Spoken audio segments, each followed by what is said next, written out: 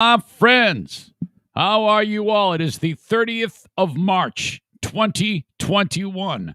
This show comes to you each and every weekday from the Baldwin Ace Hardware Fear Bunker Studio. The Eric Zane Show podcast begins now.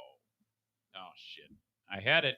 I swear to God, I had it. Hi, I'm Sarah Rook. It's like 4 days in a row. And I listen to the Eric Zane Show podcast because he's an idiot, swears like a trucker, loves puppy dogs, and gave away a kidney. Now here he is, Eric Zane! Thank you, Sarah. I appreciate that. You're very kind. Thank you. Thank you. This is the Daily Show, where I discuss news, nonsense, and my personal adventures each and every day, Monday through Friday. Plenty of ways to reach me. Plenty of ways to catch the show. Of course, Facebook.com/Eric Zane fan page, brought to you by Irvine's Auto Repair, Grand Rapids Hybrid. Periscope video on Twitter, brought to you by Blue Frost IT, at Eric Zane Show on Twitter. Please follow it. Thank you very much. YouTube, Eric Zane Show on YouTube. If you could subscribe to it, hit the bell notification, thumbs up. You know when I go live, all that other shit. And then here we are. Comment away. Enjoy yourselves. Get in fights. I see it all. Some of it I respond to. Some of it don't. If you really want to get a message to me, the best way is old school email. Eric@ericzaneshow.com on the short liners striping inbox, if you would be so kind. I always appreciate the feedback, and don't think for a second that because you're getting the show much later after the fact, some of you enjoy the audio podcast hours, days, weeks, months later. I always like going back. So, hey, if you have something on your mind about what you hear, I can definitely just get me up to speed as to what the hell is going on, because I probably will have forgotten the context of it. That is the short liners striping inbox, Eric@ericzaneshow.com. And you too could very possibly be the email of the day. More on that a little later on. Okay. Of course, you can always get this podcast wherever you download shows. The audio podcast, download it, listen to it whenever you want, instead of actually getting it live in the morning. So that's cool too. Enjoy that. That is, of course, Apple Podcasts is the one that I use the most, but it's on CastBox and Spotify and Stitcher and just about all of them. There's very few that I am not on. So there you go. This is show number, I think, 554 or some shit like that. Oh, my God, that's incredible. But when you do it every day, you rack them up. And then, of course, with the free podcast completing every single day, then I follow it up with the Patreon bonus. So add in another 553 or 554 of those, and that's a lot of podcasting. This has been my job for 2 years. 2 years and almost 3 months to the day. Wow.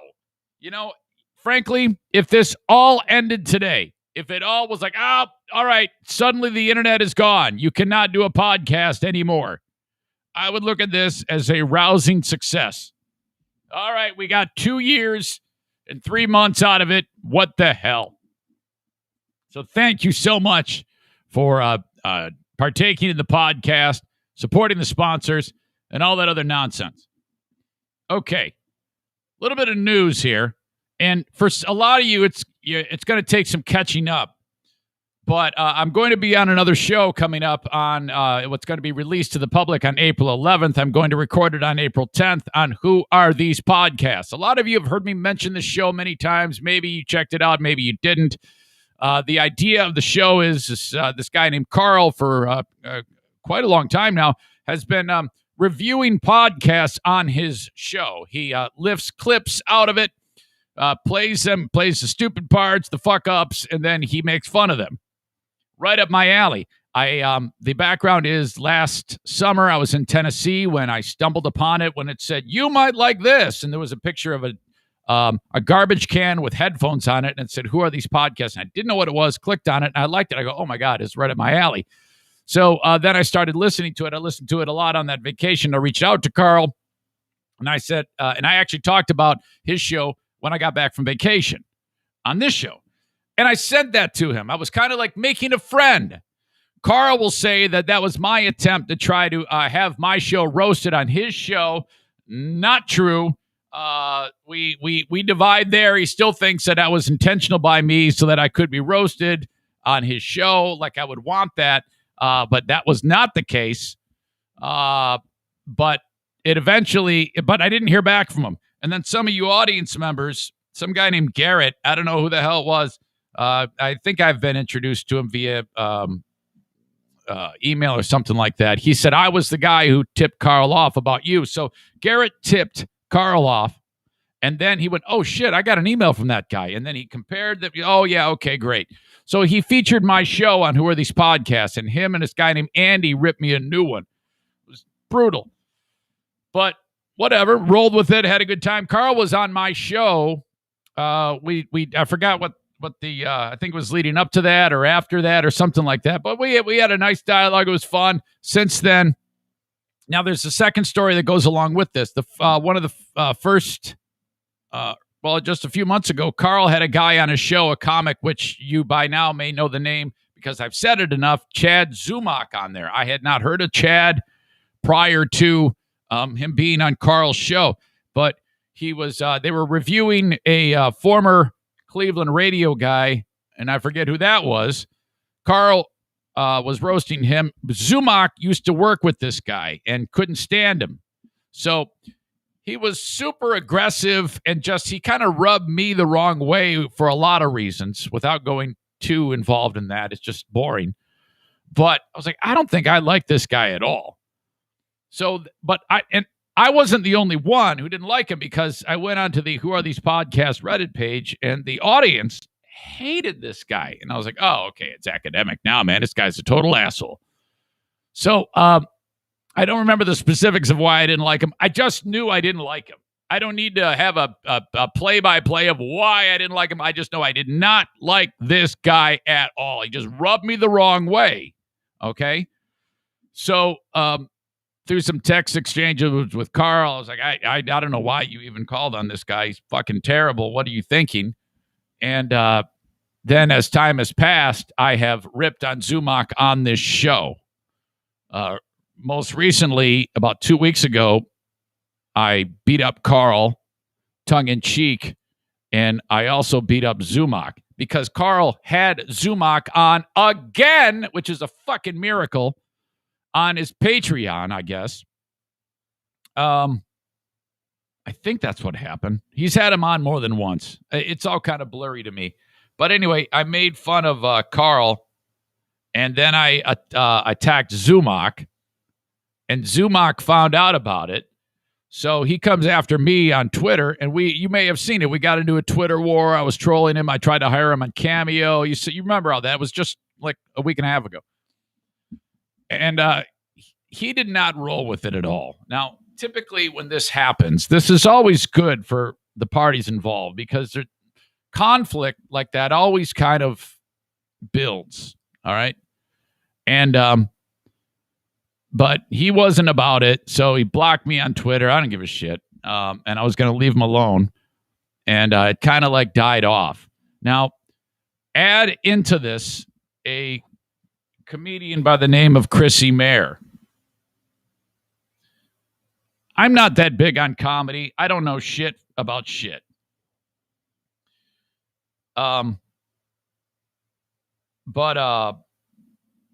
I did not know who Chrissy Mayer was until I heard the first time that what's his name?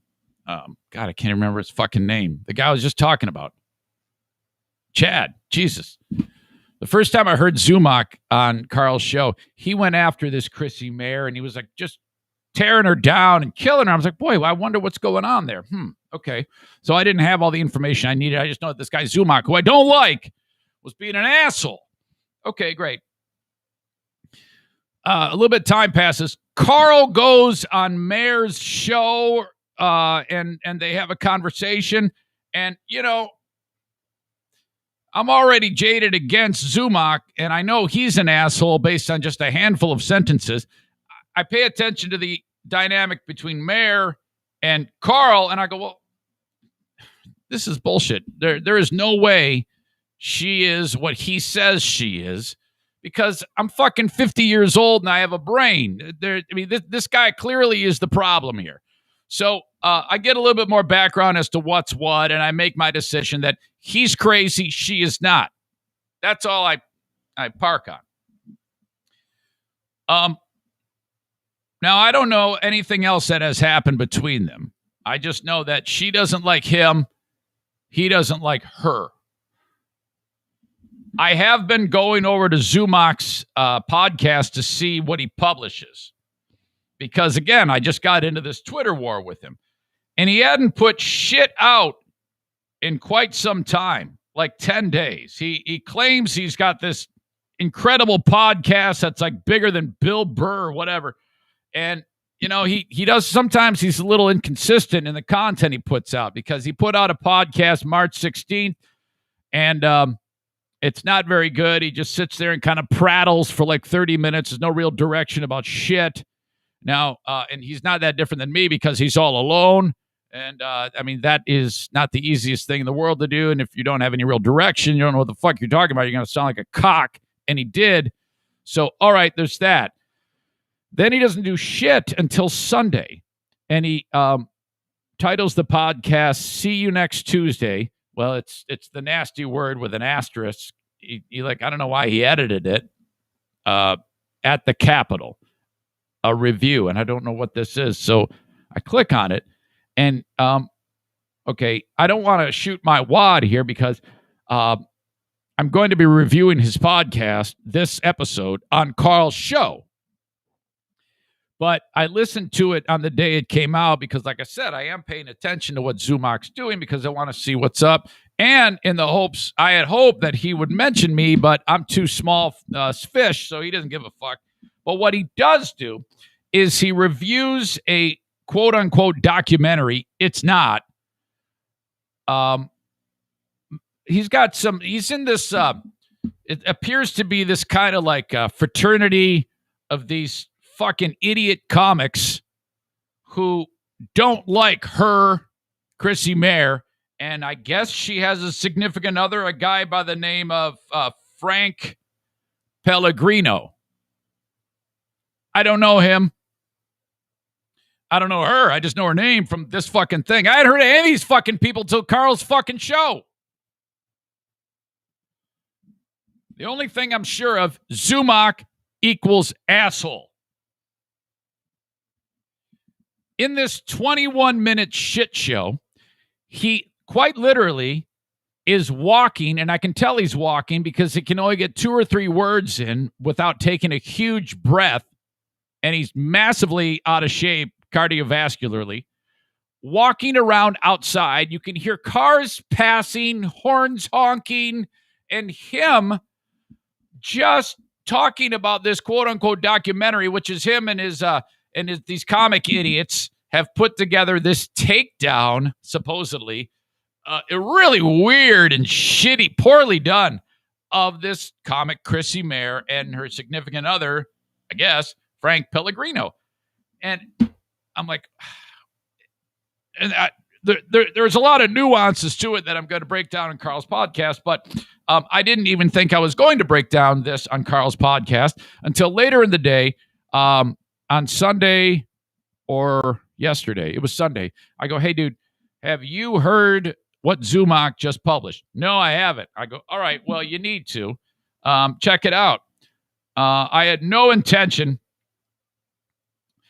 of talking about this on Carl's show.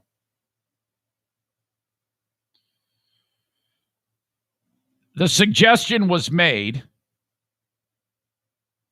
for me to, because on Carl's show, you know, like I said, they review podcasts. Well, Zumach, this is a podcast. And I know everything there is to know about this podcast because I listened to it. This 21-minute shit show.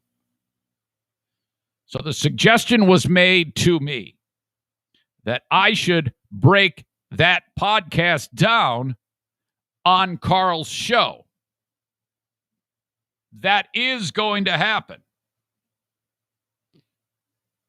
So it'll be Carl, this dude Andy, who has ripped me a new asshole when they reviewed my show, and me together talking about, well, not just Zumach show. I am going to lead the charge on Zumach show because it makes sense. See, Carl doesn't really have an axe to grind with Zumach at all. So this isn't Carl playing both sides here. Carl just says, okay, if you think you got something to park on, fucking go for it. So I'm going to. And I'm going to fuck this guy up because I think he's an asshole. So, okay, great. Shots fired. I said to Carl, I go, can I start to promote this? He says, absolutely. So I took one of Zumach's mug shots from when he's been arrested. True story. Side by side with the Who Are These Podcasts logo on Twitter. And I wrote, good news. Carl is letting me guest host along with Andy on the April 11th Who Are These Podcasts. More good news at Chad Zumach. By the way, this pussy blocked me. Released a pile of garbage, quote-unquote, podcast yesterday that I'm going to showcase. And then I tweeted at Chrissy Mayer so that she can see what the fuck is up. She doesn't know me at all. I've never spoken with her, but, I mean, it's easy to tell what side you belong on when you hear this idiot talk and hear her talk about him. First of all, he's really, really dumb. Really dumb. Her significant other, as far as I understand, I hope I'm getting that right, Frank, who is also lambasted in this 21-minute shit show by Zumach, he followed the Twitter page. I followed him back. We had a brief conversation on the DMs, and there you go. So the stage is set. That is the drama between this is a guy who I tried to book on Cameo, and that's this huge pussy denied the Cameo. It's like, dude, you need the money. You need the $35. So, all right. We're going to record it April 10th. It's going to be released around noon, April 11th. There you go. That is what is going on. We're also going to review another show, but Carl has to take care of this show first for the week. He's got a show coming up this week, and so he hasn't quite said, hey, I want you to review this other podcast too, the main podcast that we review. If you ever want to check this show out and get the lay of the land as to how he does it, might help you if you're kind of like trained to what Carl's doing on his show. I highly recommend it. I like it. It's snarky.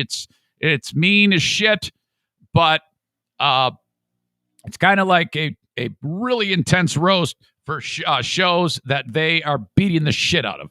I've been a victim of this. I rolled with it. I enjoyed it. Free Beer and Hot Wings have been a victim of this shit. I don't know if they enjoyed it. I have no idea.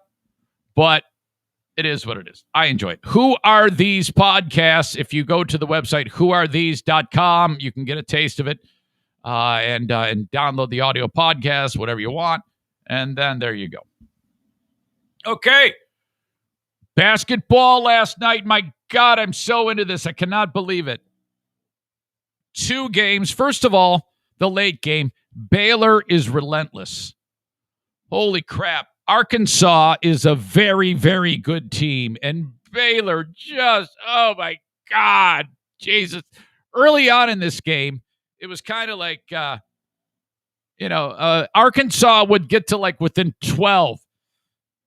And then Baylor would nail a 3, steal the inbound, get another bucket. All of a sudden, they're up by like 17.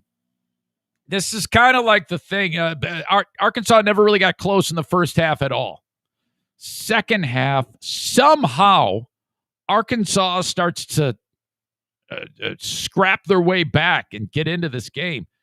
And wow, I'll say this: they even just getting to within like 4 points seemed like an uphill climb, though it was only that it was that close of a game at one point. It seemed like at any second Baylor could just turn it on and immediately 6 points, 5 points, 7 points. Oh God. It's almost like they were fucking with Arkansas. Really. I mean, they are so good. Wow. If it turns out that Baylor gets to the final game, they're now in the Final Four. They haven't been in the Final Four since 1950. Impressive. So they just crushed it. So they're in the Final Four. The earlier game, that featured, who was it? Oregon State and Houston. Do you remember Houston? They haven't been back to the Final Four since the days with Hakeem the Dream. Didn't that guy, Olajuwon, didn't he change his name from Hakeem to Akeem? I think he did. Or was it Akeem to Hakeem?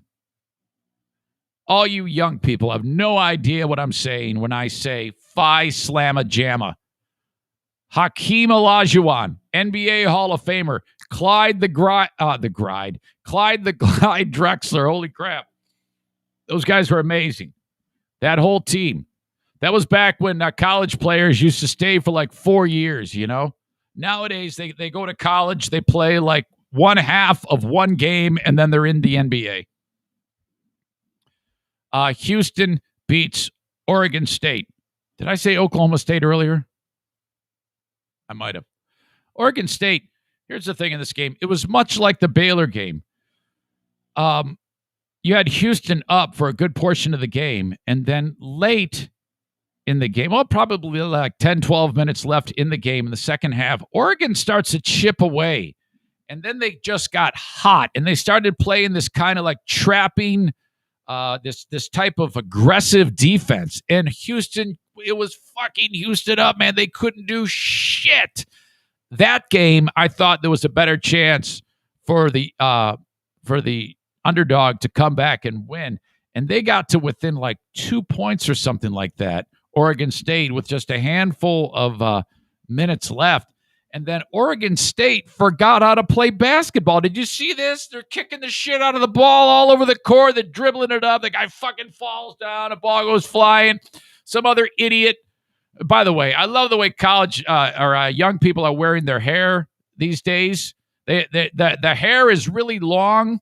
You know, it just looks sweet. I just love it. There's this guy for UCLA whose hair is so long, it looks like he's wearing a fucking Pittsburgh Steelers helmet. It's enormous. The guy's hair is just huge. I'm like, my God, he's got to use like a fortune in hair care products just to keep that looking so damn exquisite. The hair on these guys is absolutely fantastic. You know, black guys have really upped their game when it comes to the stylistic nature of the hair. Because back in the 70s, they just grew it gigantic. It looked like this little thing I have on the microphone. And then they would pick it out and make it soft and whatever. But now you've got fucking just crazy. It looks like, I don't know how to describe it. It's absolutely awesome. And it waves and it bounces and it has volume and life to it. Oh, Jesus.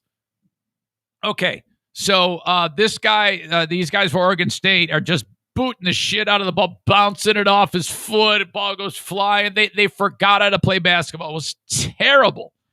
And so Houston's like, all right, I guess that's the way it's going to end. It was really anticlimactic. After Oregon State had battled all the way back, and I was like, how the fuck can you guys do this? So that's that.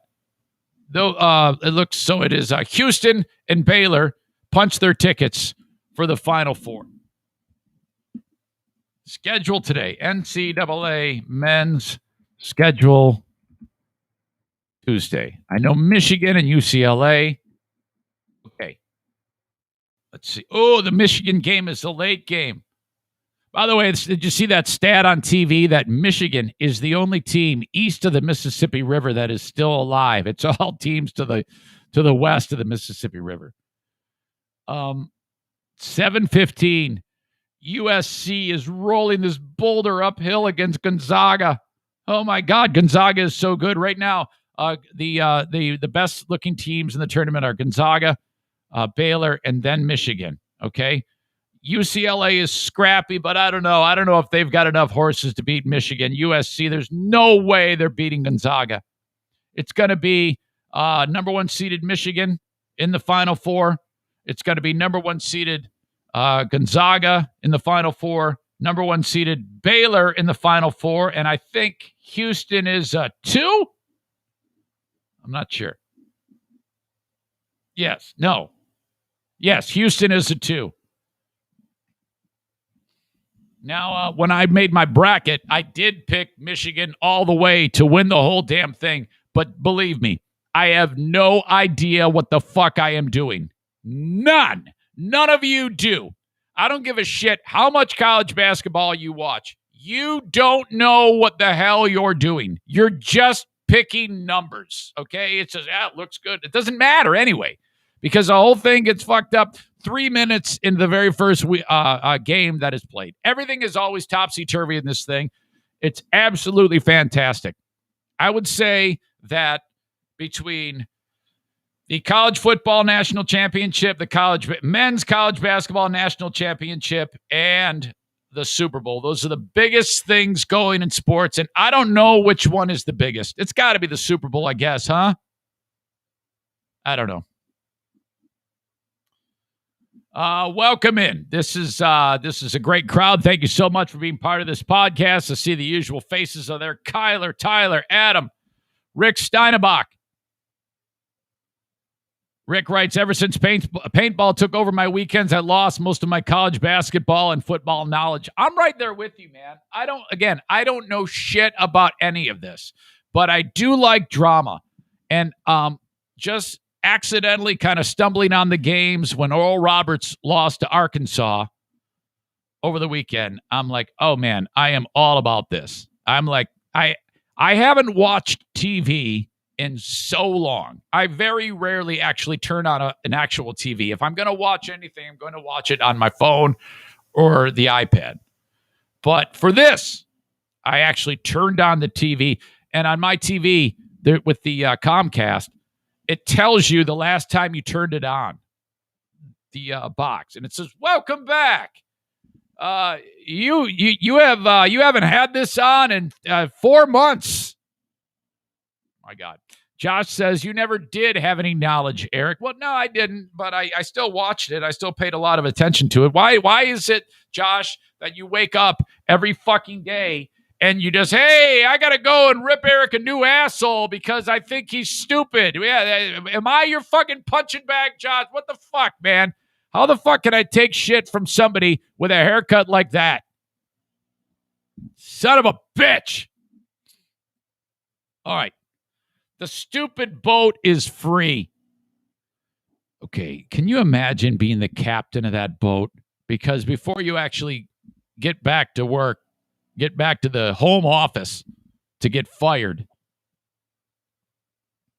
you got to do that walk of shame. That dumb boat in the Suez Canal, it's enormous. It's as big as a city. They finally they were dredging and digging around it, trying to get it out of there.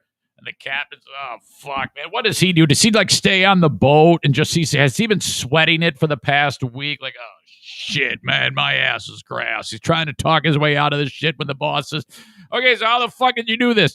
Well, it was windy. Yeah, I don't see dozens of other boats grounded, you jackass. How come you're the only one? How shitty are you? The Suez Canal is straight. All you got to do is keep the friggin' thing between the lines. Are you drunk? Right now, there's only 2 other captains who we are aware of. The guy who what's that movie where the pirates took over? I Am the Captain Now. Tom Hanks played it. What was the name of that movie? Castaway? The Captain? Captain Sully? Somebody help me out here. The guy who was on Skipper? What was that damn movie? That was a great movie. I love that movie. Oh, shit. What was that? He's on there. The pirates take over. Captain Phillips. That's what it was. Captain Sully. Shit. I was a totally different mode of transportation. Son of a bitch.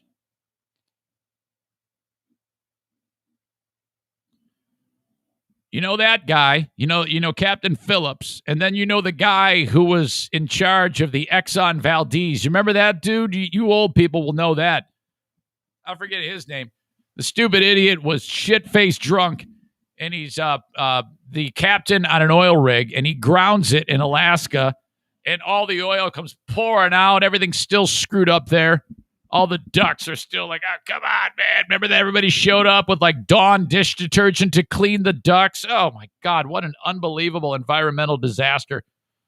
I'll tell you what, Mother Earth, the whole idea of her rebelling against us, she would look at Exxon Valdez and then the thing where in the Gulf where they were drilling for the oil and then the stupid thing broke. How did we even recover from that? Wasn't that spewing out like 80,000 barrels a second for like 5 years or something like that? How is it that we can still actually have nice shit around here when stuff like that happens? Anyway, that's the extent of my sailing knowledge, these idiots. So I don't know how this jackass managed to do it. I can just imagine the Zoom conference with the boss or what's going to happen, the red ass, when he gets back into the home office. But now they finally get it free, and then this stupid ass has to do the sail of shame as all the other ships go by, and they're like, fuck you, man, asshole. And he's like honking his horn like he's celebrating. He's like, I don't celebrate.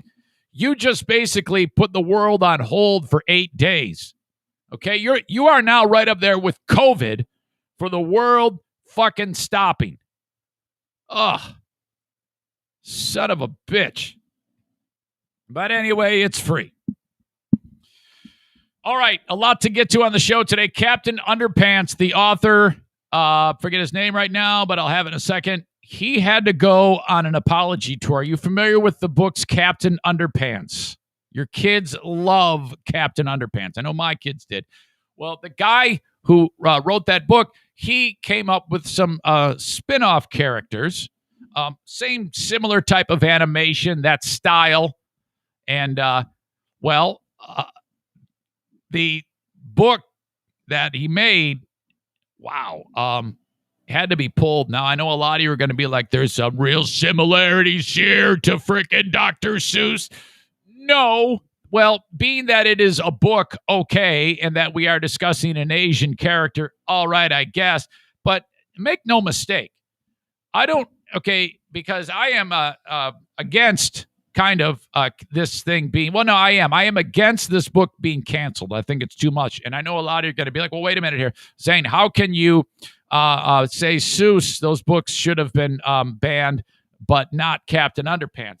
Well, first of all, because I'm not stupid like you, okay? I can discern. Not everything is all in one category, you asshole, because of the fact that I have eyes, ears, the ability to read and think, okay? Which you don't. Seuss absolutely should have been shut down because, he's a fucking racist. Did you go back and read the history of the Theodore Giselle and what the fuck this guy did prior to becoming a super rich kids author? Did you read what this fucking idiot did?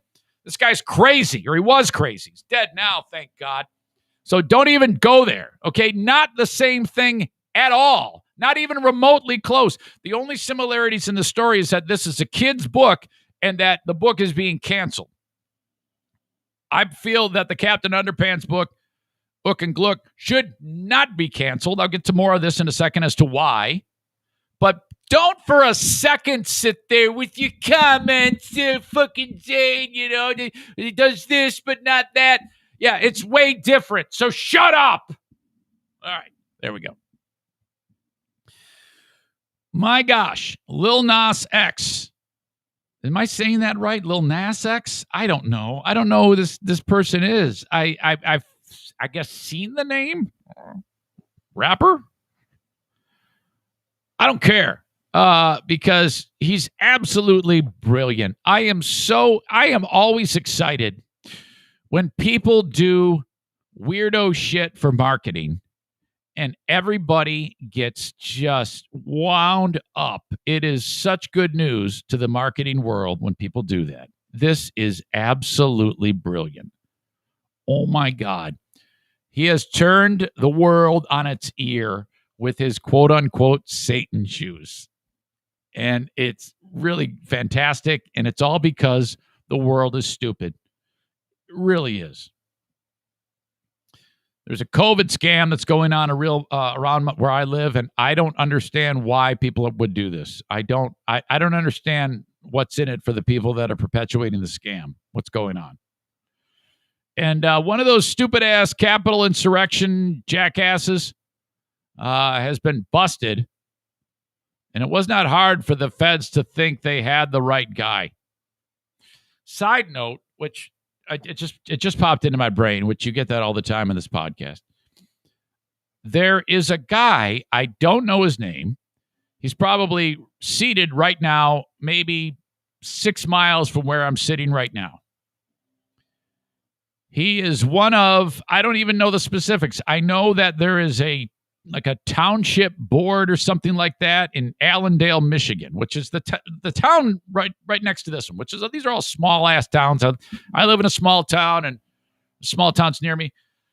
Well, there's a guy, and I don't want to take the time to look it up because it'll mess up my momentum, but there's a dude who lives in Allendale who is running for governor, and he's running as a Republican, and he wants Whitmer out. So he's going to, well, I don't know if he's going to be, they have to have a primary. And this election is fast approaching. In November of 2022 is the next gubernatorial election in Michigan. I think Michigan 2022. Yeah. All right. Now I can click on it and tell you who it is. I think. No, I can't. So this is fast approaching. And for a lot of people that live in Michigan, they're like, man, fuck Whitmer, man. We're tired of this oppression. We're tired of Whitler. They're calling it all that shit. So whatever. This guy who's running on the Republican side, and again, he has to win the primary in order to try to take Whitmer out. He was one of those guys. I don't think he destroyed anything. Well, I don't know that. I have no idea. But he stormed the Capitol. He walked up the steps and was in the building going, hey, what's going on? How you doing? I don't think he got in any trouble for this. You know, I don't think he was like some of the people that were really fucking shit up inside of there. But wow. That, I think, to me, makes the whole story about the Michigan gubernatorial election really interesting. I'm really excited about the storyline that comes with this election because, and I've said this before, when it comes to this shit, I very rarely sit there and go, hey, we need this, we need that. I just do my thing, you do your thing. We all call it a day at the end of the day. I can tell you this. When it comes to people going into the Capitol, if you're running for governor and you're a guy who was marching into the Capitol, in my opinion, that's a knock against you. For me, which is all I care about. I worry about me, you worry about you. Which is the way it should always be, man. You know, I don't give a shit who you're going to vote for. I still like you. Now, to a lot of people, that is not the case. I have gotten my ass kicked so bad by people who just hate me now, who loved me before and now hate me because of my viewpoint on the world. It's like, dude, it shouldn't be that way. It should not be that way ever. Never, ever, ever should you let politics get in the way of people who meant something to you and suddenly they don't. I mean, families have been broken up. My God, how could this possibly be? Now, the diehard Zaniacs, most of them don't agree with me at all. But, man, are we tight. Thank you. All right. Yesterday, this is, that's okay, so that's all coming up in the show. Yesterday, though, this is a very quick story. In my backyard, now I thought that I have told you all the ways possible that, with hilarity, that I have seen O'Neill, who's over there, gobble up backyard Scooby snacks. Now, yeah, it's really hideous.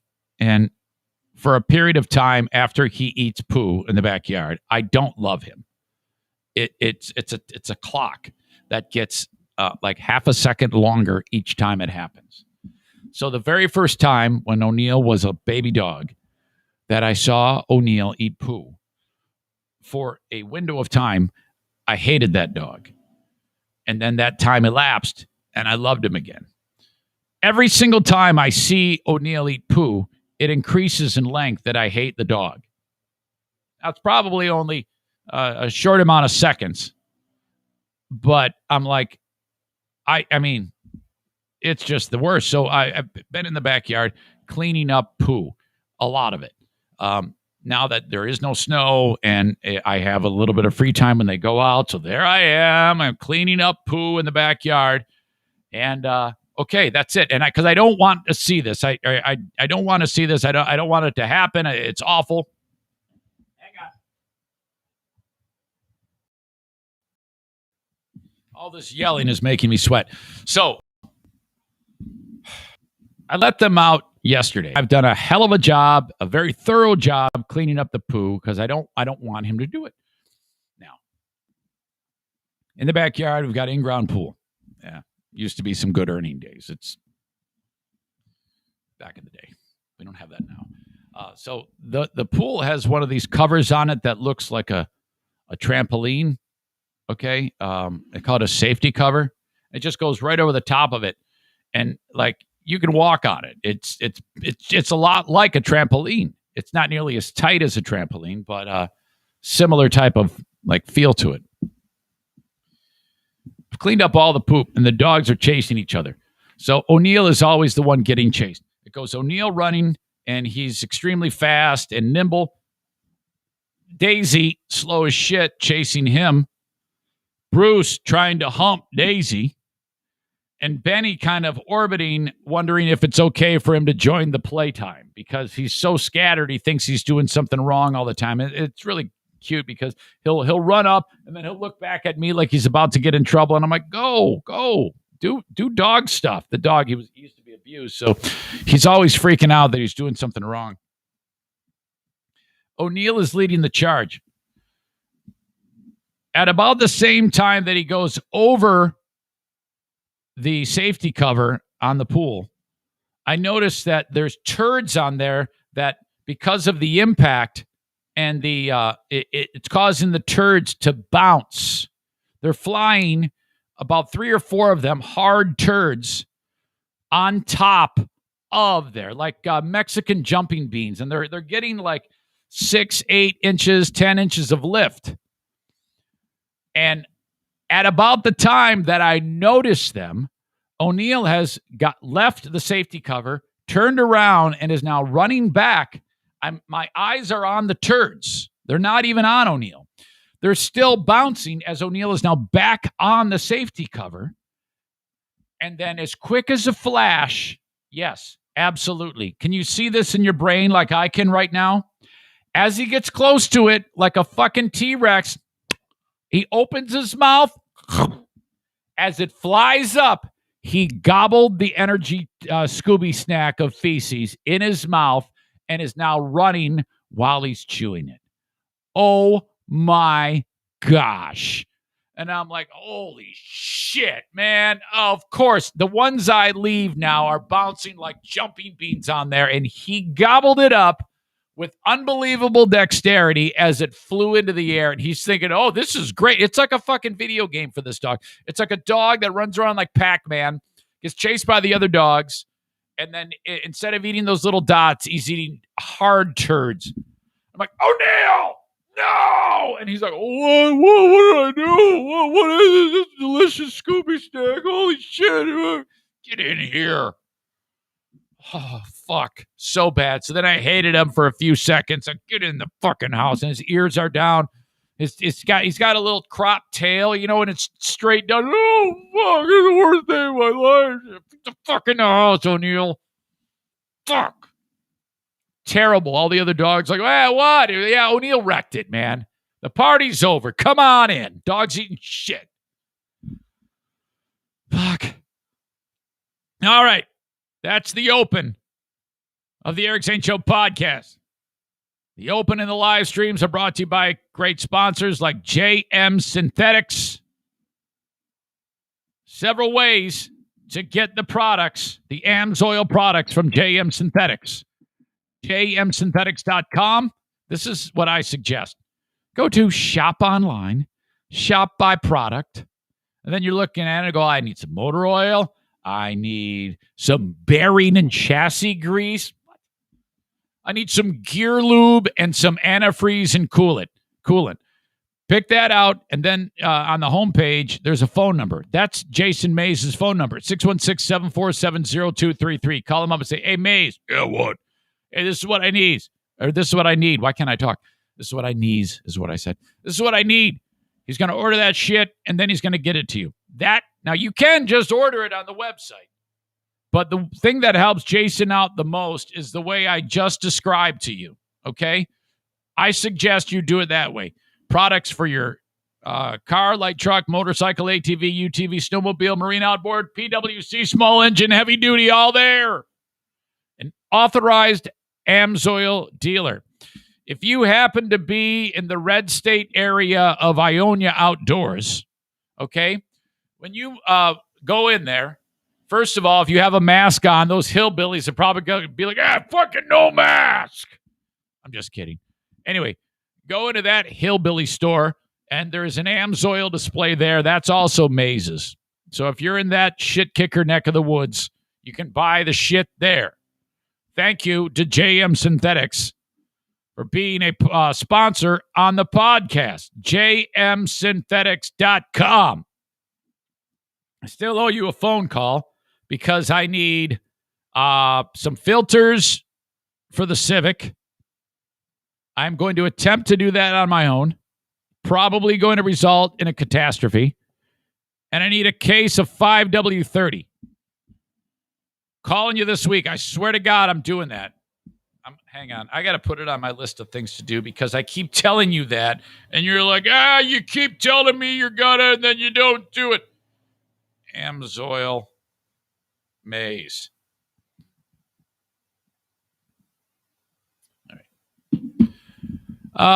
Speaking of shit kickers, also in that neck of the woods is BK Guns and Stuff. If your gun is busted or needs work, you got to send it to the show Gunsmith. Now, you can take advantage of this this business from anywhere in the USA. BK Guns and Stuff. So that's on Facebook, the letter B, the letter K, guns, the letter N, stuff.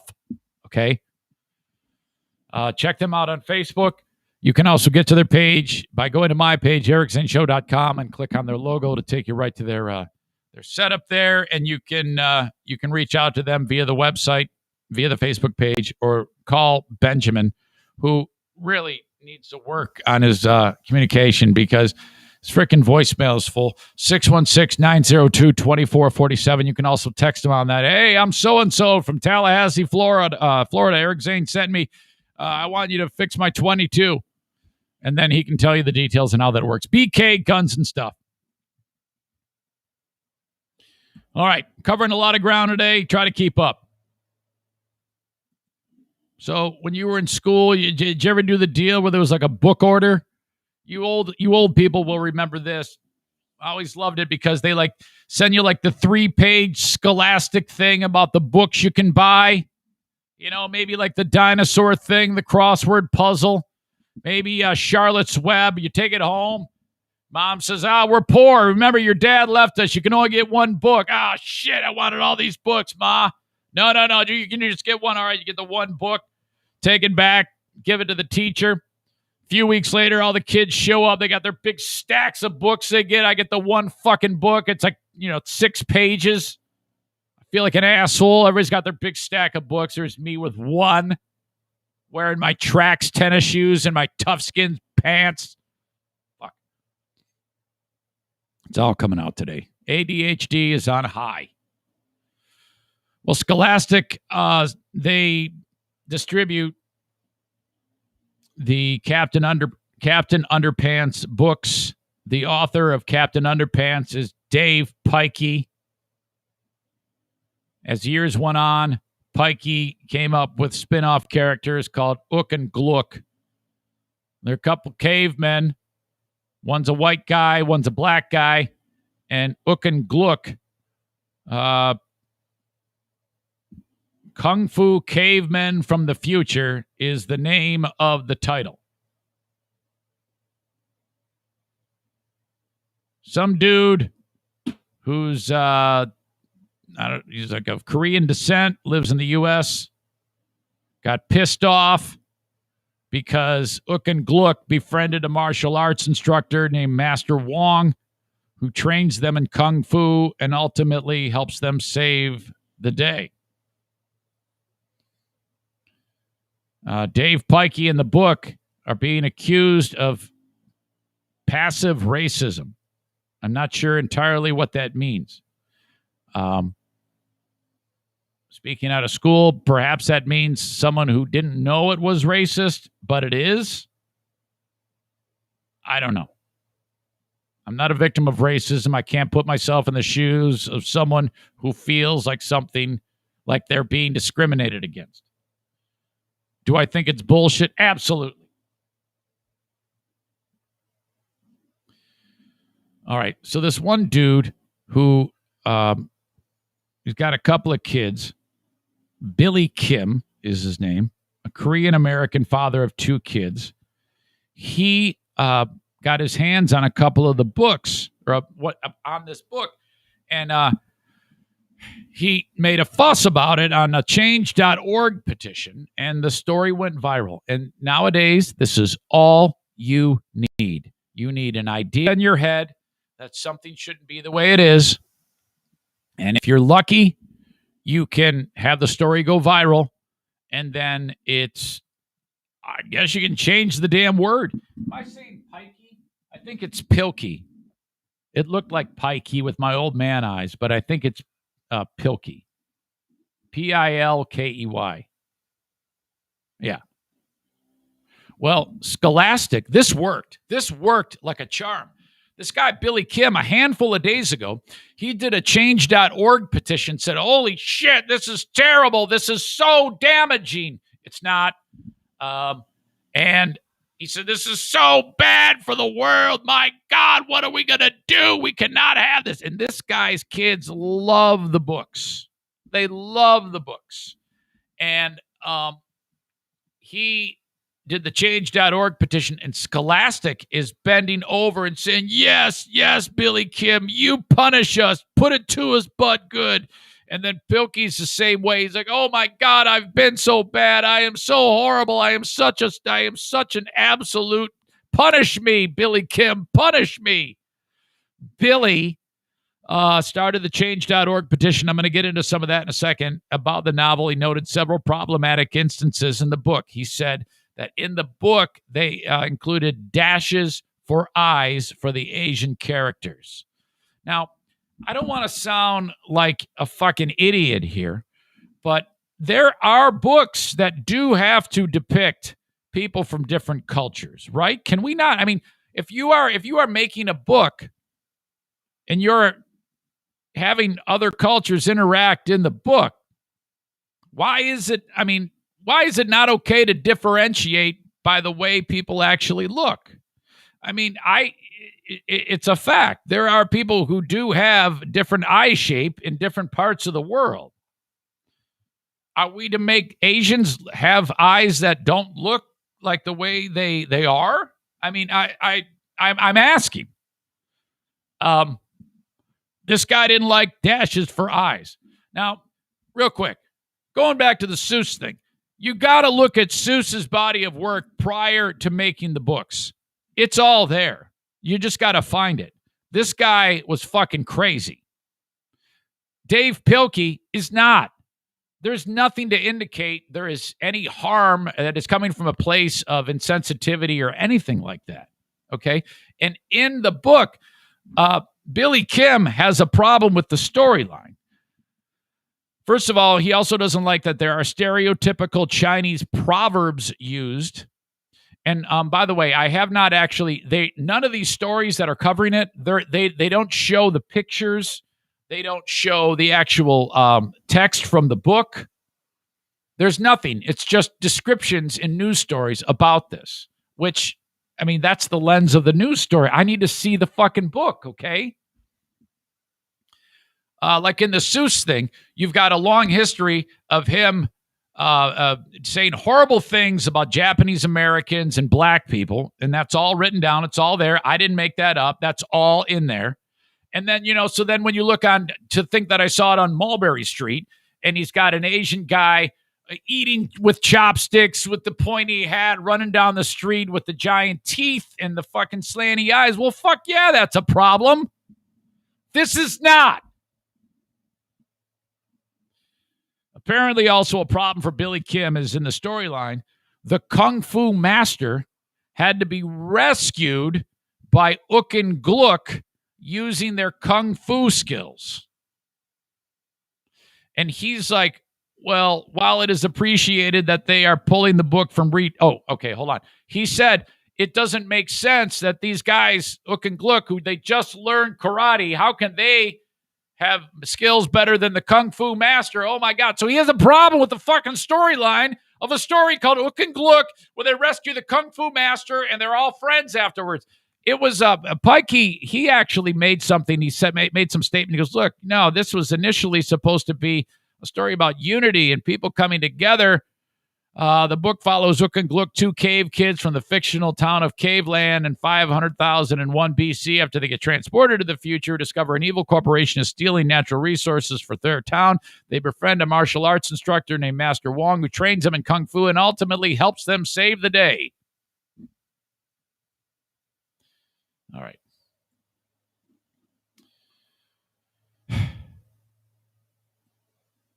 They ended up pulling the book, but that wasn't enough for Billy Kim. I'll get more into the change.org petition. He says, so as this started to develop, they pulled the book from the shelves, but he said, no, that is not enough. I want apologies, and I want money to be donated to Asian American charities. He actually said, this is what I want. I want you to take the money you made on this passive racism and give it away. That's what I want you to do. And you know what? It fucking worked. He got everything he wanted. Before he got what he wanted, he said, while it is appreciated that they're pulling the book from retailers, this is not enough. Kim wrote in the petition, the damage has been done. The damage has been done. Every child who has read this book has been conditioned to accept this racist imagery as okay or even funny. It is this type of passive racism that has contributed to the continued hate and prejudice. No, it isn't. No, it isn't. There are other things that have. And it's a very real thing. And holy shit, that I am lockstep with you on that. This book ain't it, man. It is this type of passive racism that has contributed to the continued hate and prejudice experienced by Asian Americans on a daily basis. Yeah, you're wrong. You are just 1,000,000% wrong. Pilkey and his wife pledged to donate the advance royalties he got from the book to several nonprofit organizations, among them groups that fight it. Well, that's very kind of him. I would have said, go fuck yourself if somebody wanted me to give up the money that I earned from writing this kid's book. I hope that you, my readers, he's such a pussy, will forgive me and learn from my mistake and my unintentional and passive stereotypes and racism is harmful to everyone, Pilkey wrote. I apologize and I pledge to do better. It's fucking embarrassing. My God. I'll link all this up. Billy Kim's, change.org petition. It stated this. I want Mr. Pilkey to issue a public apology, acknowledging that the imagery in his book is harmful and offensive, even if unintentional. His apology should not include, Billy Kim is actually writing the apology with the words in it. Okay? And if Pilkey doesn't do what he says, he's going to continue to go for this, okay? So Billy Kim wrote, quote, number one, Scholastic and Dave Pilkey should issue a public apology acknowledging that the imagery in this book was harmful and offensive, even if unintentional. His apology should include the phrase, quote, if I offended His apology should not include the phrase, quote, if I offended, which is a non-apology.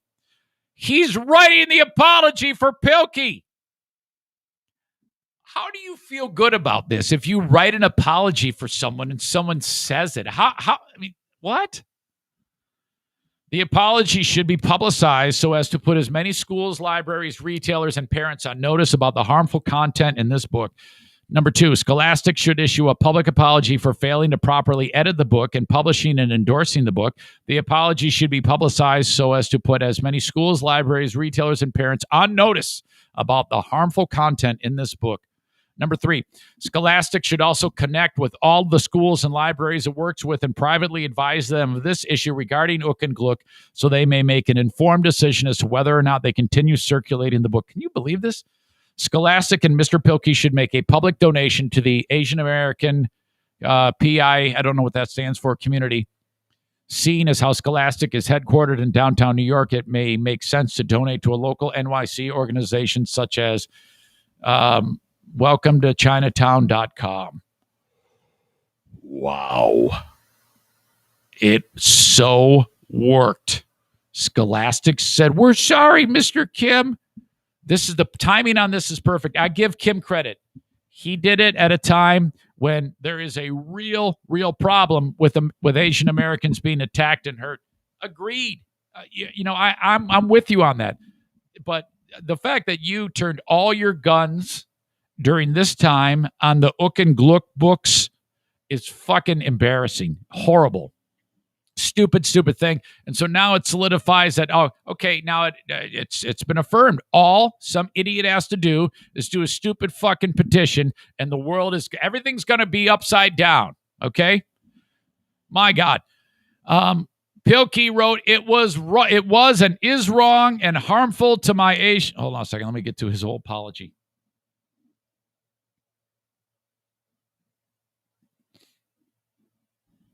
The whole apology. About 10 years ago, I created a book about a group of friends who save the world using Kung Fu and the principles found in Chinese philosophy. The Adventures of Ook and Glook, Kung Fu Cavemen from the Future was intended to showcase diversity, equality, and non-violent conflict resolution. And here's the thing. The two cavemen, okay? You got the white caveman, Ook, and Glook is the black caveman. The black caveman has a big afro. I don't hear the black guy say, hey, holy fuck, look at this shit. Oh, my God, Glook's got an afro. Fuck, the black guy's like, oh, fuck this shit, man. We got bigger fish to fry. We're going to worry about shit that actually matters. But this asshole Billy Kim is like, oh, my God, think of the children. Mr. Wong's in the book, and his kung fu skills still aren't good enough. And fucking Ook and Glook learn kung fu, and they save the day. Oh, my God. What are we going to do? But this week it was brought to my attention. This is this fucking pussy Pilkey bending over. Brought to my attention that this book also contains harmful racial stereotypes and passively racist imagery. It doesn't. I wanted to take this opportunity to publicly apologize for this. He's only doing this because he's looking at his career go up in smoke because of this big fervor about that we're in right now currently. That's the only reason why this is happening. If this happened a year ago, Pilkey would have said, I don't give a shit what you say. It was and is wrong and harmful to my Asian readers, friends, and family, and to all Asian people. My publisher, Scholastic, has stepped forward to share my responsibility, and together we are ceasing all further publication of The Adventures of Ook and Glook, Kung Fu Caveman from the Future, and actively working to remove existing copies from retail and library shelves. I hope that you, my readers, will forgive me, and learn from my mistake. And even unintentional and passive stereotypes and racism is harmful to everyone. I apologize, and I pledge to do better. Sincerely, Dave Pilkey. P.S. My wife and I are donating all of my advance and royalties from the sale of the book to charities that provide free books. Hold on. The charity, fuck it. I don't give a shit. It ran out. It's done. Oh, my God. And so Kim was holding this guy's ass to the fire. And so as first Pilkey FaceTimed Kim. And after he FaceTimed him, Pilkey was like, yeah, he FaceTimed me. I appreciate that, but he still hasn't done what I told him to do. And he was like, oh, yeah, he's got to bow down to all of the things that I have said. And they did. They absolutely did. They bent over and said, fuck this. We are cutting and running. We're going to kick this can down the road. We'll let this one go. And so now what? I guess my question is, if you are any minority, tell the world how you want to be depicted. I mean, this Kung Fu master was the shit in the book. He was the good guy. Ook and Gluck were the good guys. They became friends. They beat the bad guys. How's that a bad thing? Oh, man, I don't like this at all. I don't like how the asshole dad got all pissed off. I don't like how all these people ran to cancel Pilkey and Scholastic and wipe the book from the record. I don't like that. I don't like that they agreed to it. Come on. Fucking stand up for yourselves, you stupid pussies. My God. I tell you what, get a copy of the book. It's going to be worth something. I still have my copy of To Think That I Saw It on Mulberry Street. I can sell that for big money. Okay? Even though that is a racist book. Like, Zane, how do you do the things that you do? Again, it's the ability to discern and differentiate. Seuss, no. Seuss, yes. Cancel his ass. Pilkey, no. Case by case cancellation. Some of you are like, God, I don't know whether to support you or strangle you or say yeah or no, or it's just always weird with you, Eric. All right. So that is the breakdown of the stupidity that is going on. Thank you to Dirk for sending that along. I appreciate that. I think more than one of you sent that along. All right. Oh, my God. That was incredible.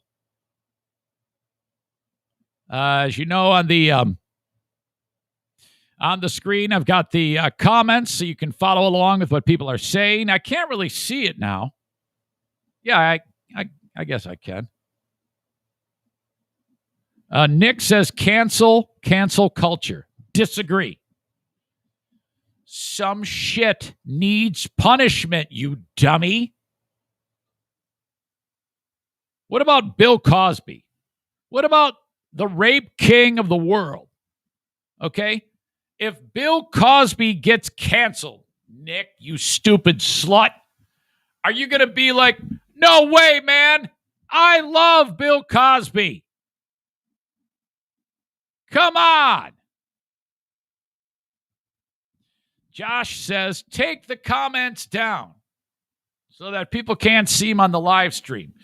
Josh, do you realize that there are other people who said, leave the comments up? What am I to do? What am I to do? Take the comments down, leave the comments up. All right, until I hear otherwise, I will take the comments down. Because I want you guys happy. He wasn't canceled. He was charged with rape in the court of law, dumbass. All right, you stupid fuck. For the sake of this argument, let's say he gets out. Then what? I mean, this happens. Some people should be canceled. Right now, you should because of how stupid you are.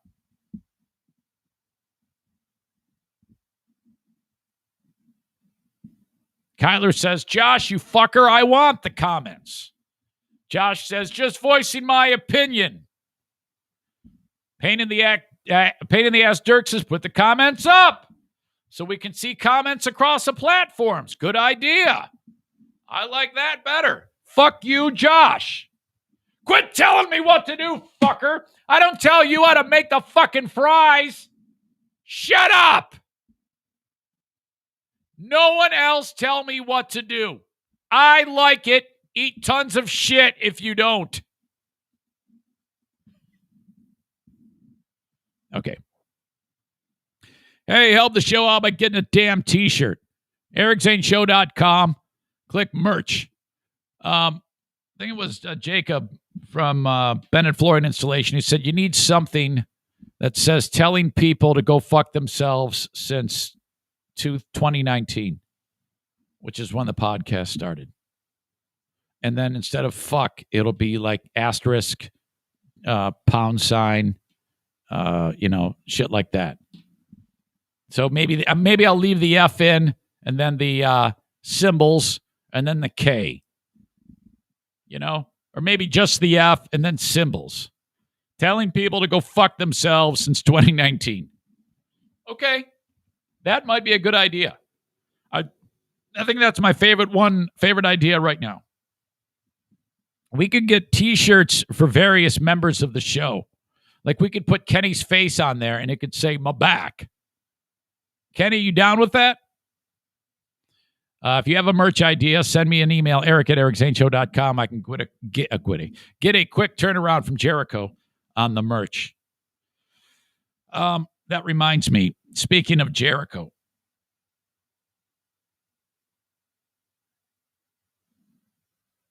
bring his ass in here. Jericho's the guy behind the website and behind so much of this show that you don't even know about.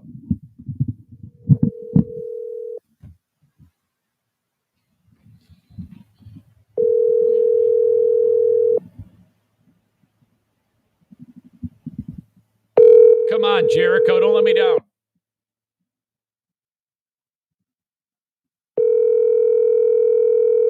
It's a perfect opportunity for you to talk about your business. You've reached Jericho Price. I'm not available to take your call right now. Leave your name. Jackass. All right. Jericho says this. If you wouldn't mind giving my Facebook page a shout out, that would be great. Jericho's been with me for a long time. He used to have the business Twisted Bat. He made the first wave of T-shirts. He designed the initial web design of my website and the new one. Him and his crazy Uncle Larry. I'm trying to get as many likes on my page as I can. Walt Disney World Vacations is my specialty. Shoot me a call if you have any questions. I really appreciate it. I did. You weren't there. Okay. Well, I'm confused because he sent me a link to a website, but he said he wants likes on his Facebook page. Jericho, I want to make sure I give you a good solid, a nice kiss here. I'll link this up in the show notes of the podcast. Magical bookings. You see, you're a huge failure, Jericho. You can't. You see, it's very, very confusing to me. If you wouldn't mind giving my Facebook page a shout out, well, you got to send me the fucking link, Jericho. All right. Well, all I got is the website. That's not a Facebook page. That's a website, Jericho. My God. Sorry, buddy. I'll have to make it up to you. Oh, man. My brother's birthday was Saturday.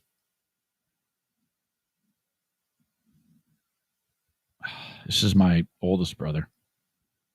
Hold on.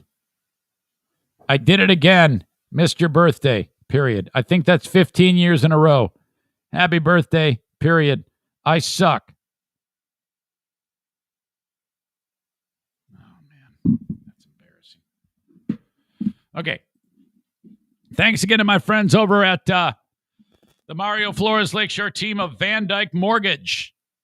Call Mario for your mortgage, 231-332-6505. No matter where you are in the USA, whether your credit is great, whether your credit stinks, this is who you want to call. If your credit is great, boy, that's easy. If your credit's not so great, all right, a little bit more navigating, but he can do it. If your credit score is like that boat stuck in the Suez Canal for the past week, he's the tugboat straightening you out. How about that, huh?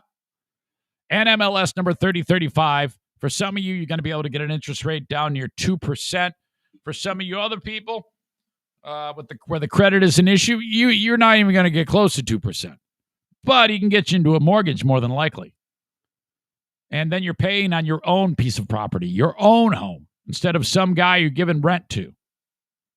And then after you pay on that for a year and a half on time, you'll get a better loan. Think about it. The Mario Flores Lakeshore team of Van Dyke Mortgage. 231-332-6505. Now with 2 offices in Muskegon, 1 in Grand Rapids, and 1 in beautiful sunny Florida. But it doesn't matter where you are, he can take care of all of this online over the phone. Zoom, phone, online. Done. The world is so much closer these days. Thanks again to F45 in Byron Center, Michigan. F45training.com/Byron Center. If you want to work out, call upon them. The training is second to none. You got the coaches wandering around from tile to tile. You stay in your tile, COVID-free, no reported cases, no contact tracing needed, and you get 1 week, I almost said 1 week free. 1 week free when you go to f45training.com/Byron Center. And then finally, Prince Arming. Hang on a second. Hey, hang on a second. I'm going to bring you in here, man. Don't say a word yet. Jericho, is that you? It is. Oh, my God. I'm so glad you're here because I was massively confused. I wanted to give you a nice kiss on the podcast for the Disney Tours business. Oh, okay. But you said, yeah, plug the Facebook. And then you sent me a link to a website. Yeah, well, I'd prefer people to go to the Facebook for now. The website is up. So there's information there. Yeah. But just the whole social media thing seems to be a little bit better tool for that whole vacation planning. Yeah. And by the way, you're on the podcast right now. Got it. Okay. Now, because I wanted to, I went to facebook.com, but I couldn't find it. What do I look for to find the damn thing? Magical bookings. All one word, 2 words. I think Facebook would find it either way. It's 2 words, but okay. That's the thing. I did this before. There it is. There it is. It has it looks like a blue emerald green logo with a white background.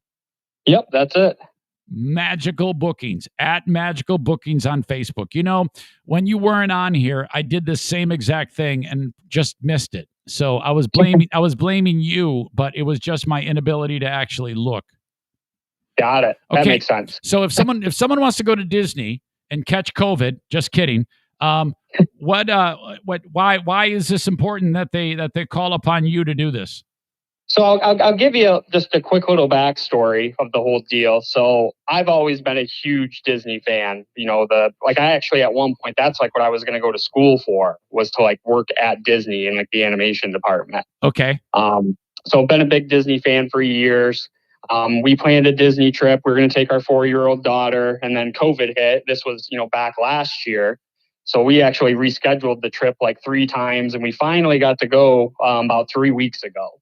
Okay. So I know a lot about Disney. We had a great time. Well, while I was down there, I was getting all these messages from people like with questions about Disney World, and I had all the answers.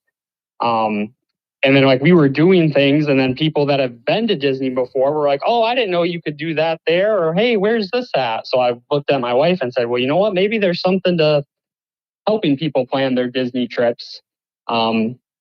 Disney's an interesting thing where there's a lot of moving pieces to it from a vacation standpoint. There's like dining reservations, there's tickets, there's 30 hotels there. So there's a lot going on. And the nice thing that Disney does with their quote unquote vacation planners is it doesn't cost the customer any extra to use like me as a travel agent. Right. So they get all the benefits of, my knowledge, my experience. I can help them book their stuff. And then Disney just kicks the travel agents a kickback. Oh, so you actually got in touch with people at Disney to start this business? Correct. Yep. I went through all the Disney training and, I'm certified to book trips and all that stuff. Well, I'm glad you brought that up because, so basically this costs nothing to the person who wants to go to Disney to utilize magical bookings. Correct. Wow. That is awesome. Yeah, it's a good deal. That is great because, I mean, Disney, they're going to make their money one way or another. They're all they want is people in the door. Correct. They want you there buying food. They want you there buying tickets, all that. That once you're there, you're there. So. And there isn't a person in the world today who thinks they're going to get a bargain when they go to Disney.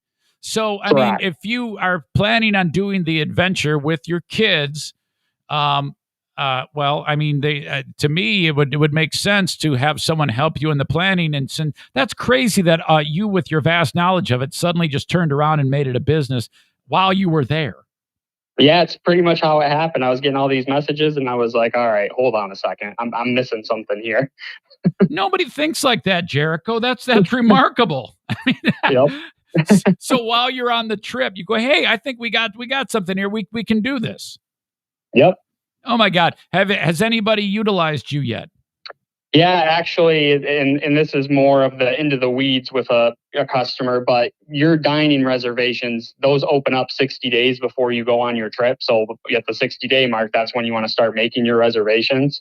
I actually booked reservations for a client this morning because they're going in 60 days. So. Oh man.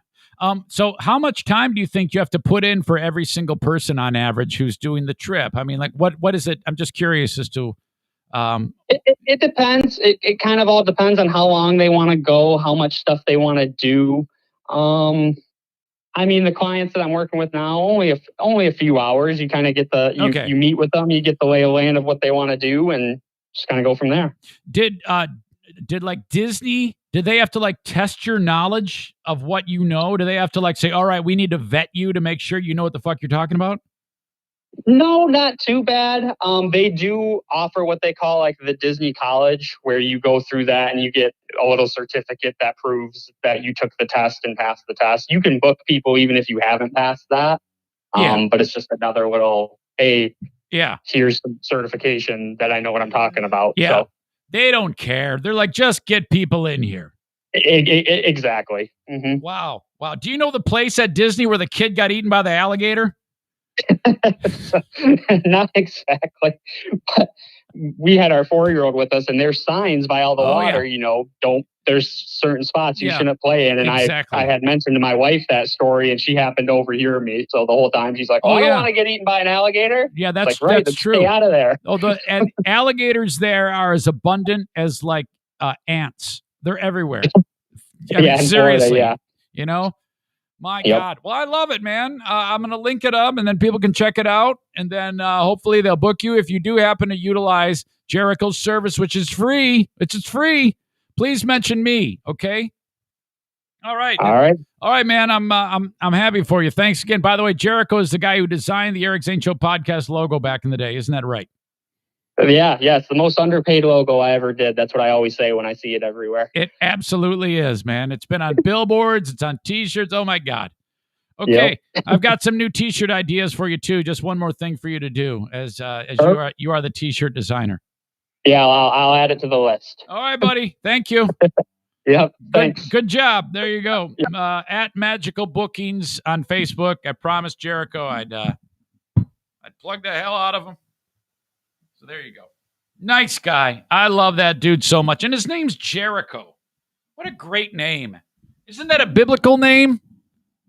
Why do I think that's a biblical name? One of you Bible aficionados will know. I think Adam and Jason Schaefer are pretty versed in the Bible. Who the hell is Jericho?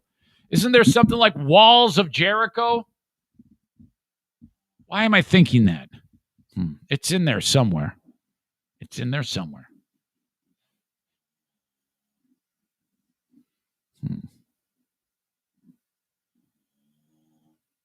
seeing various comments. Jericho was a city in the Bible.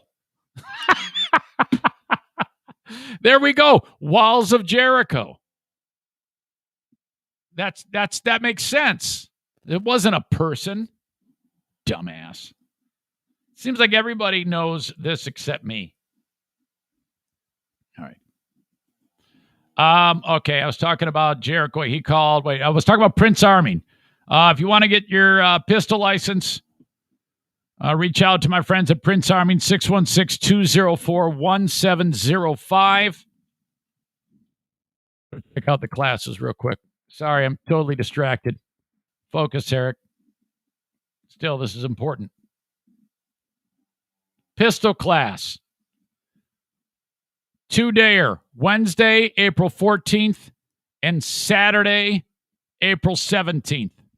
4 hours Wednesday, probably like, 6 to 9. That's 3 hours. Maybe like 5 to 9. I don't know. It depends. And then on Saturday morning, you finish up the class. Going to watch a video. Going to do Q&A. Going to hear from a lawyer. Going to do some range time. Going to take a test. You don't even need to own a gun. More and more people carry their pistols concealed. You should. We should all carry pistols concealed. I don't give a shit who you are, because you never know when the bad guy is going to show up. I know for some of you, you're like, that's crazy, Zane. That's crazy. Yeah, it's crazy until it fucking happens to you. Carry your pistol concealed. Take the CCW class with Prince Arming. It's in Holland, Michigan. You will not be let down. There is a ladies-only class coming up. A 2-dayer, Monday, May 17th, and Wednesday, May 19th. Ladies only, CPL CCW class with Prince Arming. Get more info at Prince Arming on Facebook, princearming.com. You can even sign up and pay for it online through the website or the Facebook page. If you do go to the Facebook page, make sure you click more. It opens up to events. Click events, go to it, and then buy the damn ticket. $125 to take the class. All right.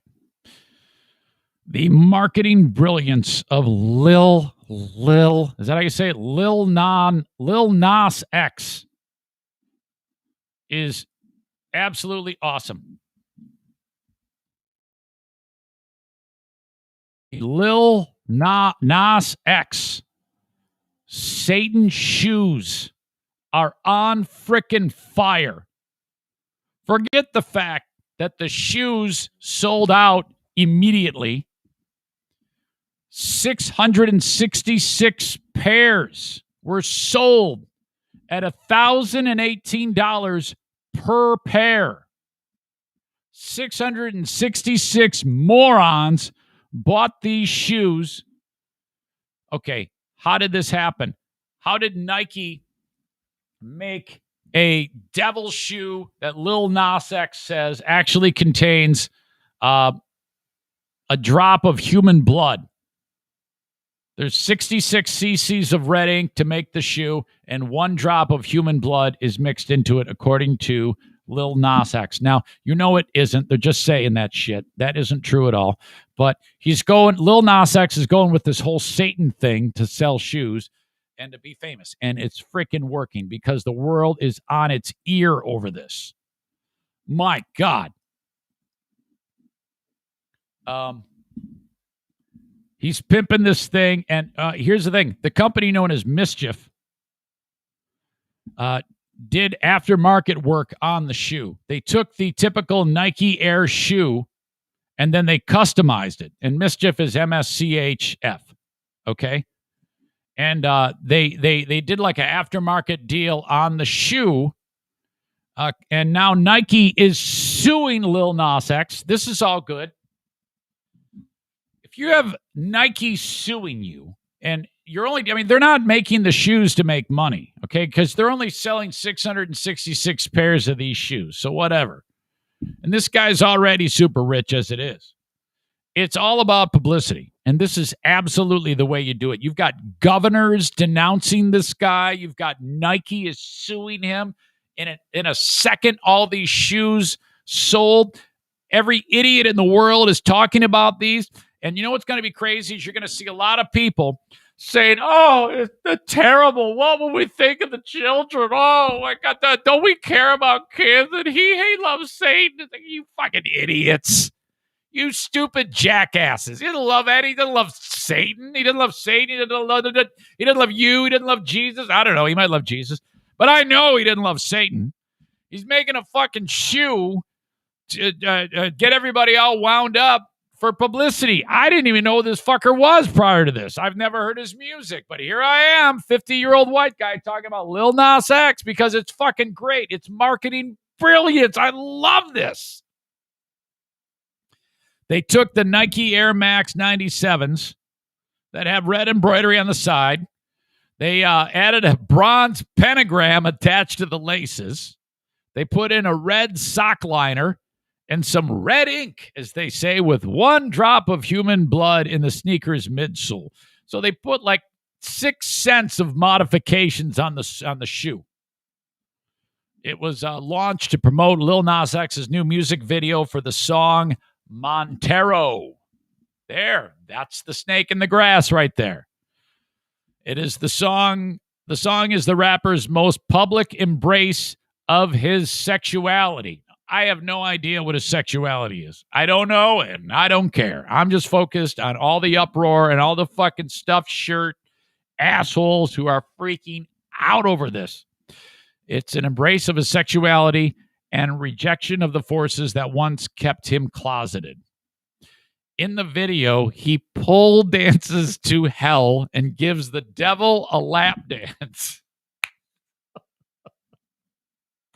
Come on. You know, this has been done time and time again.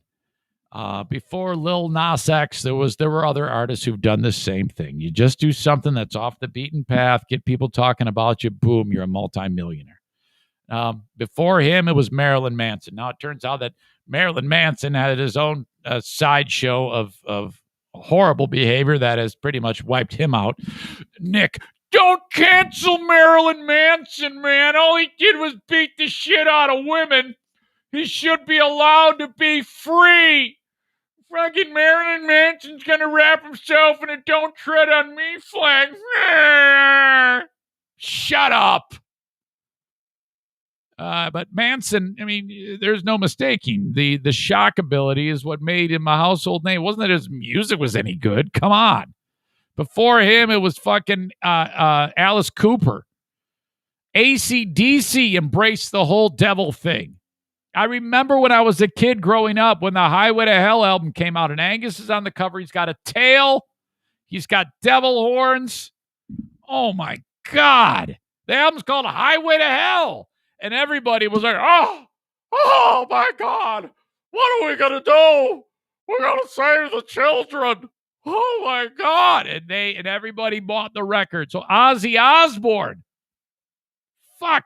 Ozzy would not only would he act like an idiot, and on the album cover, he's got the upside down cross, and he's biting the heads off animals and shit and snorting up ants. He's as religious as they come now. It's all an act, you fucking assholes. Holy shit.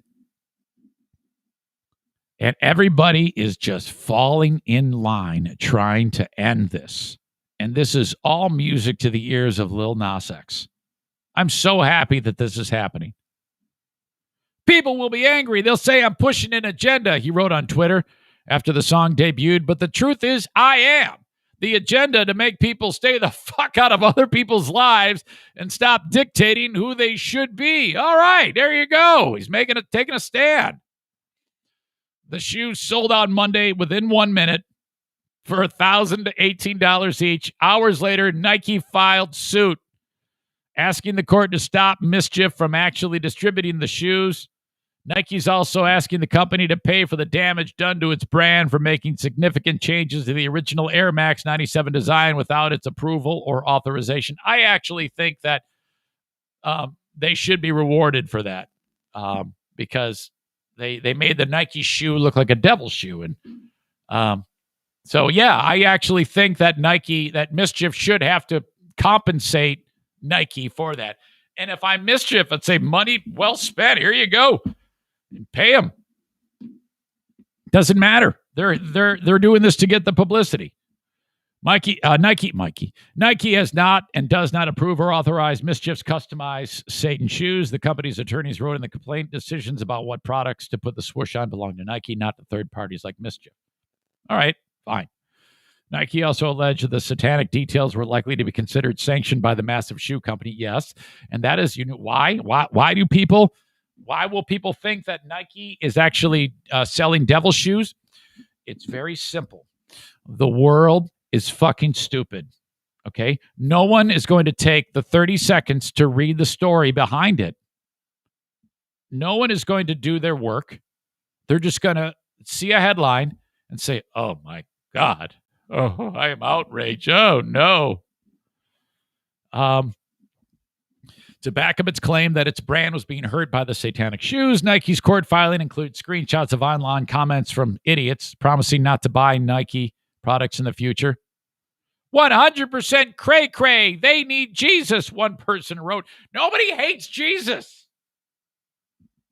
Another comment showed someone claiming, I will never, all caps, wear another pair of Nike, and I'm throwing away all the ones I have now. What a disgrace. This is pure evil. Oh, my God. In the short time since the announcement, again, Nike has nothing to do with this. Lil NAS X did it on his own.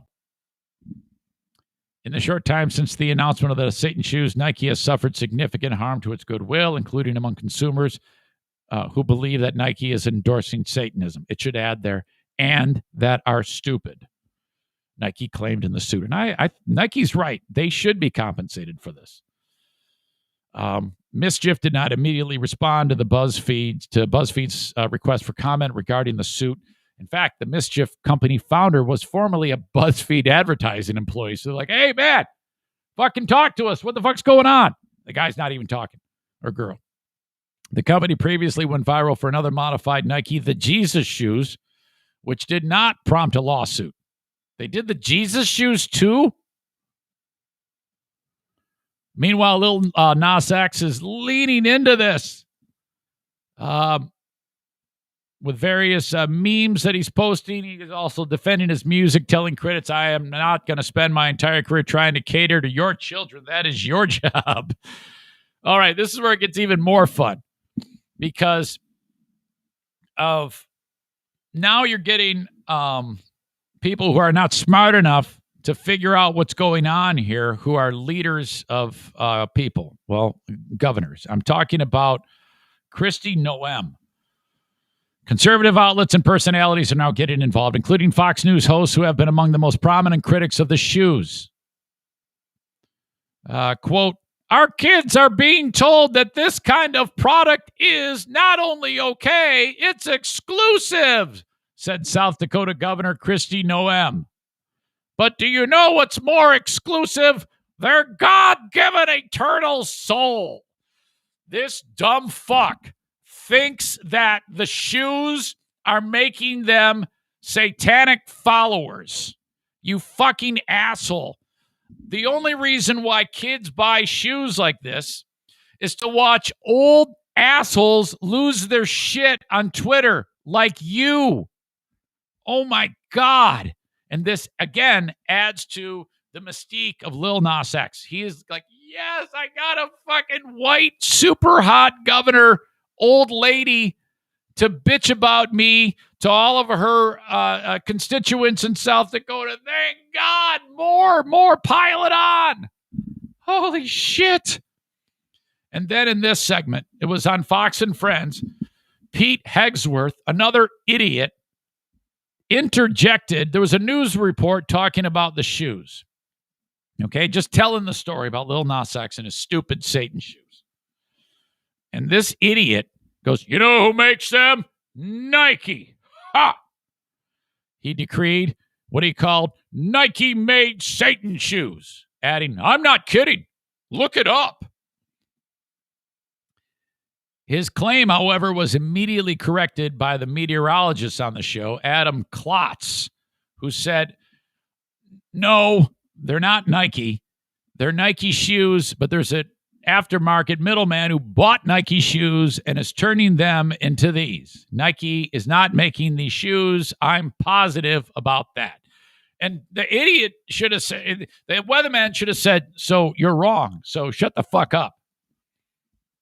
Now, I don't give a shit one way or another if your kids wear these shoes or don't wear these shoes, or if Lil NAS makes these shoes.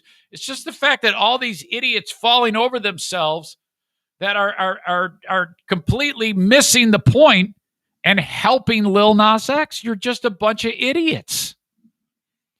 Nike is also asking to collect any profits made by Mischief from the sale of the shoes, and I think they should.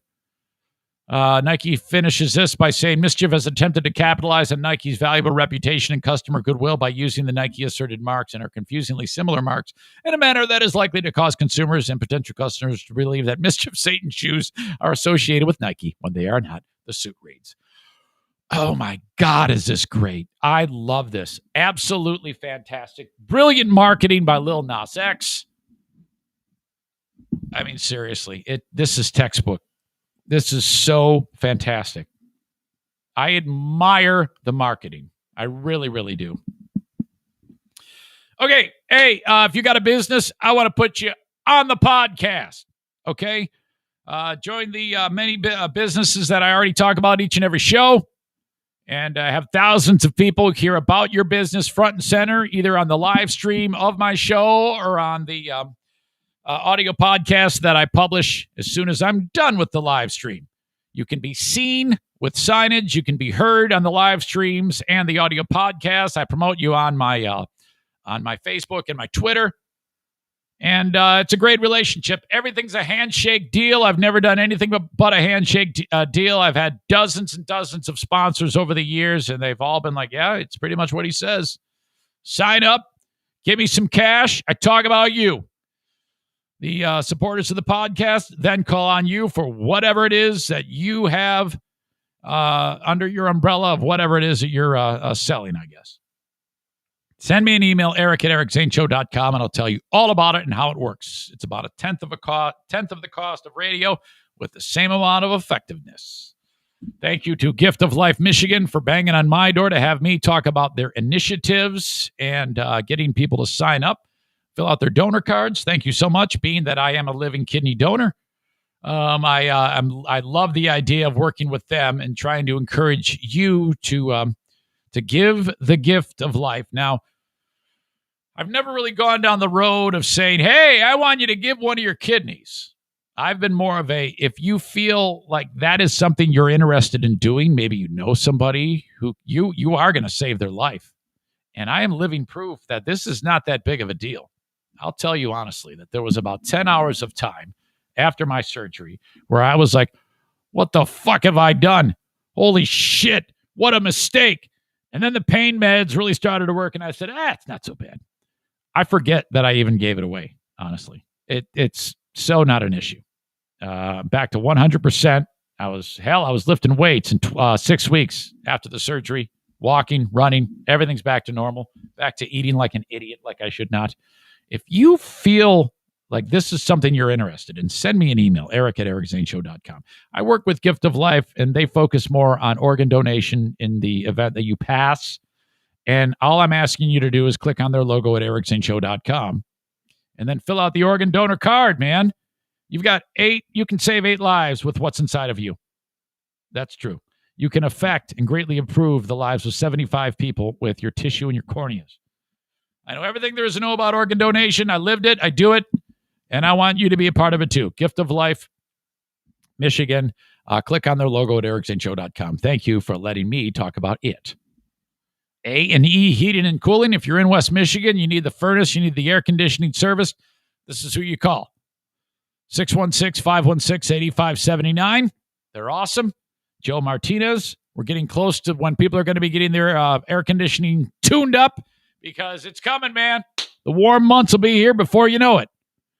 Joe Martinez utilizes the Comfort Maker brands of furnaces and air conditioners. That is the number one air conditioner brand and furnace brand in the industry, and he installs them for a lot less than all the other big wigs that try to if you call on one of these big giant companies that has like 10 trucks in the area, you know what's going to walk in? There's going to be a tech that walks in, maybe 2, and a salesman. No joke, a salesman. And he's going to sit you down and he's going to try to sell you all this other shit and offer you financing to pay it And you're going to be like, well, wait a minute, hold on. I just wanted a new furnace. And he's going to say, no, man, you need a boiler. You need this. You need in-floor heating. Holy shit. And before long, you're on the hook for a $30,000 job. Screw that. If you need to, call 2 other ones in the area and then call Joe. And he's going to beat them all every time. 616-516-8579. All right. I'm one day closer to getting a COVID shot. I thought I was going to get it at Meijer. I got a notification the other day. Said, hey, yeah, it's time to get in line. Clicked on the link and said, sorry, it's all full, stupid. So still working on that. Folks in a community near where I live, their local health department in Allegan County was putting out notifications that, hey, it's time to come to the high school and get your shot.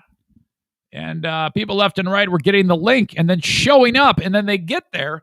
And then the people that are working at the school where the mass inoculation is taking place, they go, we don't know what you're talking about. We have a set number of vaccinations that have already been given out. We're already all out. I don't know what you're talking about. What happened? There's real confusion. And you're going to hear from a lady in a story who's got a very vulnerable child. And she was like, thank God. She's been sweating it, white knuckling it for 1 year. She's thinking, oh my God, the end is near. I can finally get my kid who's really susceptible to any type of illness the COVID shot. And then, nope. Listen to this. This weekend, more than 2,500 people were vaccinated at Wayland Union High School, but many more than that showed up thinking they too would be. Hundreds had to be turned away because of an email and a link, which have both since been removed. I mean, it was devastating. Because one, just so hopeful and finally getting the vaccine, but then also I just felt dumb. This woman, like hundreds of others, was turned away from Wayland Union High School's COVID vaccine clinic this weekend, even after receiving this email. We know this stuff is out there, and we're usually pretty guarded with that. So I just felt dumb that I let my guard down and let this happen. A link since removed, sent to her by a coworker, asked for sensitive information. In return, it promised them an appointment. It looked legit. And when this opportunity came up and we were able to get a spot, we jumped on it. They hoped it was, especially for their son, who suffers from tracheobronchomalacia. There it is. Any type of illness, like a cold or whatever, is going to result in, or could result in a hospital visit, whether it's an ER or it's an actual hospital stay. But it wasn't. The Allegan County Health Department says the link she and many others used was fraudulent. So at the clinic on Saturday, we had known that this fraudulent link was shared and people were booking appointments, and we tried our best to cancel those. Luckily, no social security numbers were exchanged, just name, number, birthday, and insurance info. The health department says That's bad enough. Sharing is to blame. We're glad to see that people want to get the vaccine and are using their resources and advocating for themselves to get the vaccine. However, with the process we have at Allegan County Health Department, to make your vaccine appointment using at one of our vaccine clinics, the link will be shared directly to you from the Allegan County Health Department. So if a link was shared with you some other way, your appointment may be canceled. Justin Kolar, News 8. All right, what the hell is going on here? I guess the question is, why? There's some weird shit going on in the world when people do things like this. First of all, send bogus links. I mean, typically, if you're going to pull a prank on someone, or if that's even what's going on here, you're able to enjoy the reaction or the response to the prank, But if you just, first of all, this isn't anything that would ever be funny, and who the fuck thinks it's funny to convince people that they're about to get the COVID shot and then they don't? I mean, how? I guess I just don't understand. It's kind of like online with people who do catfishing. What is it satisfying to the person who's doing the catfishing? Not only for relationships when they fuck with people's minds and say, yeah, Leah, let's go out for a date, and then not show up, or even if it's just like I had that happen to me with a kid I went to high school with, and the dude, I interacted with him on Facebook. This is in the very early stages of Facebook, and we got to having a conversation. And then he said, "Hey man, I'm coming to Grand Rapids. You wanna hang out?" I go, "Yeah, sure. I'll bring my wife and I." He goes, "Yeah, I'll bring my wife too. It'll be fun. Boy, I haven't seen you in 25 years. Okay, great." And this went on, and then as we're there waiting, he's like, "Yeah, I'm right around the corner." And then I'm looking for a place to park, and he was never there. I found out, but I was like, "What happened there? Why is that fun?" I don't understand it. Why people do this shit. Makes no sense. My God. So, all right, fine. Nice scam. And for what? How does that even help you? Holy crap. Okay, this dumbass. One of the rioters, I guess. One of the guys who stormed the Capitol. He was picked out from, the FBI is running out all the ground balls. We see this picture. And this guy, he looks to be like, he's in the Capitol. He's got his arms around another guy. It's a nice photo. They're actually inside of the Capitol. But, I don't know if the guys do anything wrong or anything like that. But the authorities have been running out these ground balls trying to find these guys. And this guy should not have been there. He's trespassing. So, all right, they show up to his home in Dallas and say, "All right, buddy, we think we got a problem here. We're going to arrest you." And he's like, "Well, hang on a second. How do you know it was me?" They go, "Well, we're going by your face, which is prominently displayed in the pictures, and look down at your shirt." Okay, so in the picture that you see of the guy, he's wearing a T-shirt that says, "I was there, Washington, D.C., January 26, 2021, federal prosecutors noted in a court filing on Monday." So the authorities show up to bust this guy at his house. The shirt says, "I was there." Oh, my God. Holy shit. How dumb is this? The inability for these people who stormed the Capitol to think that they would not be picked out of a lineup. This is so simple. And here we have a pandemic when you're encouraged to cover your face. They don't. They all get busted, and then they wear fucking shirts that say, "I was there, January 26, 2021. My God. Whew. According to a criminal complaint, January 2nd, 2021, the dude in question, Garrett Miller, he wrote on Facebook, "I'm about to drive across the country for this Trump shit on Monday. Some crazy shit going to happen this week. The dollar might collapse. Civil war could start. Not sure what to do in D.C." God, you guys handed it to the feds on a silver platter. All you fucking dummies had to do was not post on Facebook, wear your dumbass mask, and everybody would have gotten away with it. You could have taken the fucking lectern from Nancy Pelosi's office and gone home and put it on your front porch with the fucking laundromat that you have on your front porch in the car on blocks. You could have taken statues down. No one would have known it was you. But no, you had to go in, freedom fighters with no masks, holding onto the zip ties, looking like stupid assholes, and now you're all busted. It's your own damn fault. You had it tailor-made with the mask to keep your identity safe, and you still managed to fuck that up. How? I don't know how. Prosecutors say the next day, Garrett wrote that he was bringing, quote, "a grappling hook and a rope and a level 3 vest, helmets, mouth guard, and bump cap." I don't know what that is. And added that he had a lot of guns with him. On the day of the riot, Garrett Miller posted a selfie showing himself inside the Capitol building. Another Facebook user wrote, "Bro, you got in. Nice." Miller replied, just wanted to incriminate myself a little. Prosecutors used this against him in court.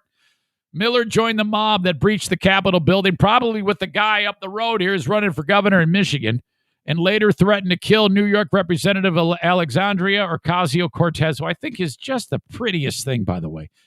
How can you guys be so misguided to not think that she has a lovely, lovely face? How is it that you guys, I understand the politics of it, But she's as pretty as a picture. My God. How do you, every time I bring her up, you're always like, oh, she's ugly, man. She looks like shit. No, she doesn't.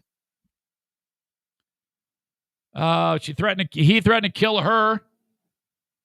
After the Democratic Congresswoman tweeted the word impeach, Miller tweeted back to her, assassinate AOC, according to the prosecutors. Oh, my God. Oh. Slowly but surely, they're bringing these idiots in. I was there January 6, 2021. What a stupid, stupid man. All right. We are looking for Asshole of the Day nominees. My God, we got a lot to work with. You got Garrett Miller right there. He's one. He's a nominee. I nominate him. You can nominate whoever you want. Anonymous COVID scam morons. I'm going to throw Lil NAS X in just because some of you guys are going to throw him in. Because I know that. I'm just getting out in front of it. I'm not going to make him. I think he's brilliant.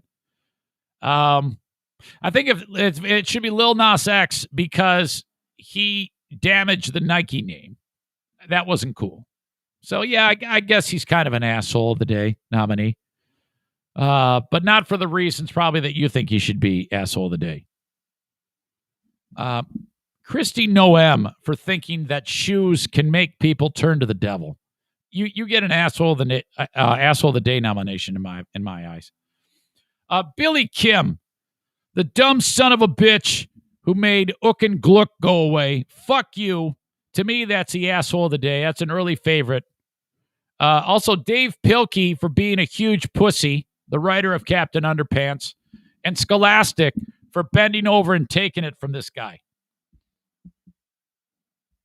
Oregon State for being so careless with the rock in the last 2 minutes of that game. You deserve that. At least some type of mention that you got nominated. And whoever else you think.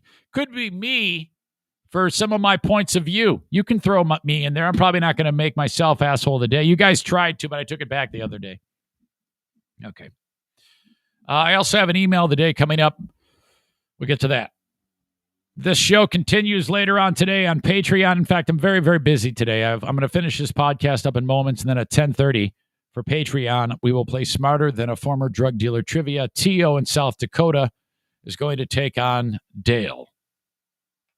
Looking forward to that. That will go live at 10:30 Eastern Time. Patreon.com/Eric Zane. $5 a month gets you my full audio archive. $10 a month gives you the audio. And then, of course, the video and the live streams. All there. 5 shows I put, actually 9 shows I put out a week. I put out 5 Patreon bonus podcasts. Then I do Smarter Than a Former Drug Dealer trivia, The Insane Asylum, 10 shows. 2 episodes of the Lost Zane recordings, and then the Ben and Eric Patreon podcast. It's about 13, 14 hours of material each and every week. In addition to the free podcast. And you really help keep the lights on for this show. That allows me to keep doing this as my job. Thank you. Bennett Flooring Installation. They've been seeing the work in my basement when I'm replacing the sump pump. They go, when are you going to get your flooring done? I know. You got to ease into these things. You can take advantage of these experts and save yourself a ton of money and have it look like a professional did it from start to finish. I recommend doing your best to rip out the old shit, throw it away, get the surface ready to go, pick out your flooring, and then call Bennett. They're going to say, what are you putting down here? Vinyl plank. All right. They're going to measure. They're going to leave. This doesn't cost you anything. They're going to send you an email with what it's going to cost to put that vinyl plank into that spot professionally. It's cheaper than anybody else. It doesn't look like you did it, which will look like shit. It's done by professionals, and you're going to save a ton of dough. This is the absolute end time. This is the best way to do it. Not everybody has the expertise to put flooring down, and once it's down, It's down. So when there's a gap in the corner and your wife is like, oh, yeah, thanks for doing it yourself. Looks like fuck. Look better than before you did it. You have yourself to blame. Call Bennett, 616-318-0167. I am concerned with Cornhole America. The marketing just ran out on Cornhole America, and I keep reaching out saying, hey, you want to sign up for another quarter? And I can get no one to respond to me. This happens from time to time. What is up with Cornhole America? Are we not still doing the Eric Zane Show podcast cornhole boards? Have I done something to offend you at Cornhole America? I need to know. No, they're still selling my image on the set of cornhole boards with the hole being where my butthole is, all bent over. If you have not yet seen this yet, you need to see this. This is one of my favorite things that exist in the world today. Look at these cornhole boards. How could you not want this? This picture was taken like 12 years ago. There's not a gray hair in my head because I dyed it like an idiot. I couldn't bend over like that now to save my life. The Eric Zane Show podcast cornhole boards are $219. The bags are my logo colors. These are professional grade cornhole boards. Buy them for $219, and then they will know that the Eric Zane Show podcast audience loves these cornhole boards. Then perhaps I can get an email back from my friends at Cornhole America. I'm sending them emails saying, is everything okay there? Did you guys get caught up in the machinery? Why won't anybody respond? My God. The company is based in Cedar Springs, Michigan. If you want to order cornhole boards, go to cornholeamerica.com. Anywhere in the USA. All right. Email of the day. Brought to you by Forever Lawn West Michigan. Online at foreverlawn.com/WMI. They install synthetic grass, and it is maintenance. Well, there's a little bit of maintenance that goes into it, but not anything you can't handle. It's not going to be like you're firing up the lawnmower every week. My God, the money you'll save on lawn implements and time and gasoline in the long run, it's going to work out. And this has got a 15-year guarantee on it. It's increasing the value of your home, whether it's for residential, putting green, bocce green, canine grass, for your business, landscaping. Doesn't matter. They got it all at foreverlawn.com/WMI. Go to that website, check out what they have to offer, and request a quote. I said request a quote. Damn it. Idiot. Mitch writes this, and this is serious. I love you, Mitch. He just sent it an hour ago. Good morning, Eric. Just like to say how much I appreciate what you do day in and day out. Well, thank you. I appreciate you taking part in what I do day in and day out. He says, the show you put out every day brings a normalcy to my mornings and help me get through the day. We just lost Grandma. She's been ill for a while, went into hospice care a few days ago, not COVID related. She'll be sorely missed, but glad she's no longer suffering. Oh, man, I'm so sorry. So sorry. What a great life, though, huh? I bet you got some stories to tell about Grandma, man. Think about those great times. The time that Grandma did this, made you all laugh incredibly hard, helped you out. Oh, I did not have that type of relationship with really any of my grandmothers. I'm often envious when I hear people talk about the amazing relationships they had with their grandparents. They were either way far away from me, or I just didn't have the relationship with them, or they passed when I was way too young.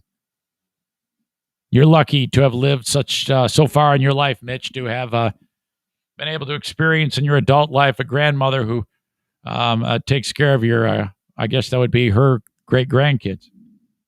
Still listening today, Zane, as it keeps me grounded, and your unfunny jokes still make me laugh once in a while. Thank you. Thanks again for all you do, Eric. Please keep up the great work. Signed, Tarantula Farmer, Mitch. All right, buddy. Godspeed to Grandma. Godspeed to Grandma. All right. The asshole of the day. I'm going to throw in Josh for suggesting I take the comments down on the live stream. Yeah, shut the fuck up, Josh. Idiot. Pete the Dago from church.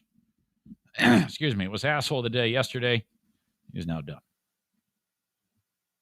Who we got for today? Asshole of the day, Jason. I don't know what that means. Hold on a second here. This mouse is not working all of a sudden.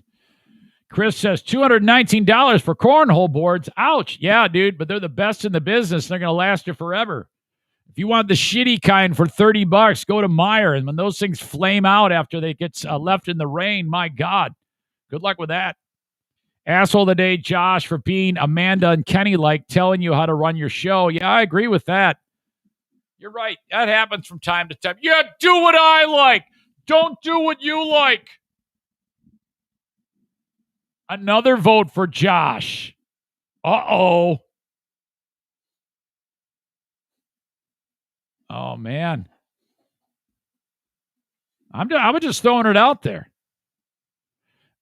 Asshole of the day, this is always good, from Nick, who's one of the dumber audience members, is Eric for thinking pretty outweighs the stupidity. I never said that. I never said that about her. I just said she's pretty. And dummies, cavemen, who look like they were found in ice after 5 million years, like you, go, no, she's ugly because she doesn't think the way I think. You're the dumbest guy in the audience. So dumb. Josh, Eric, for all his wrongness today, I can't take comments like that from a person who wears his hair that way. Oh, wait, Eric is too good for his own award. Yeah, stupid. Look around. Everybody thinks it's you. You know what? Holy shit. You know what? That's saying something. If you can, on a day where we have so many great candidates for asshole of the day, you can outshine them all. Wow. That is saying something. Hey, do your show the way I want you to do, says Josh.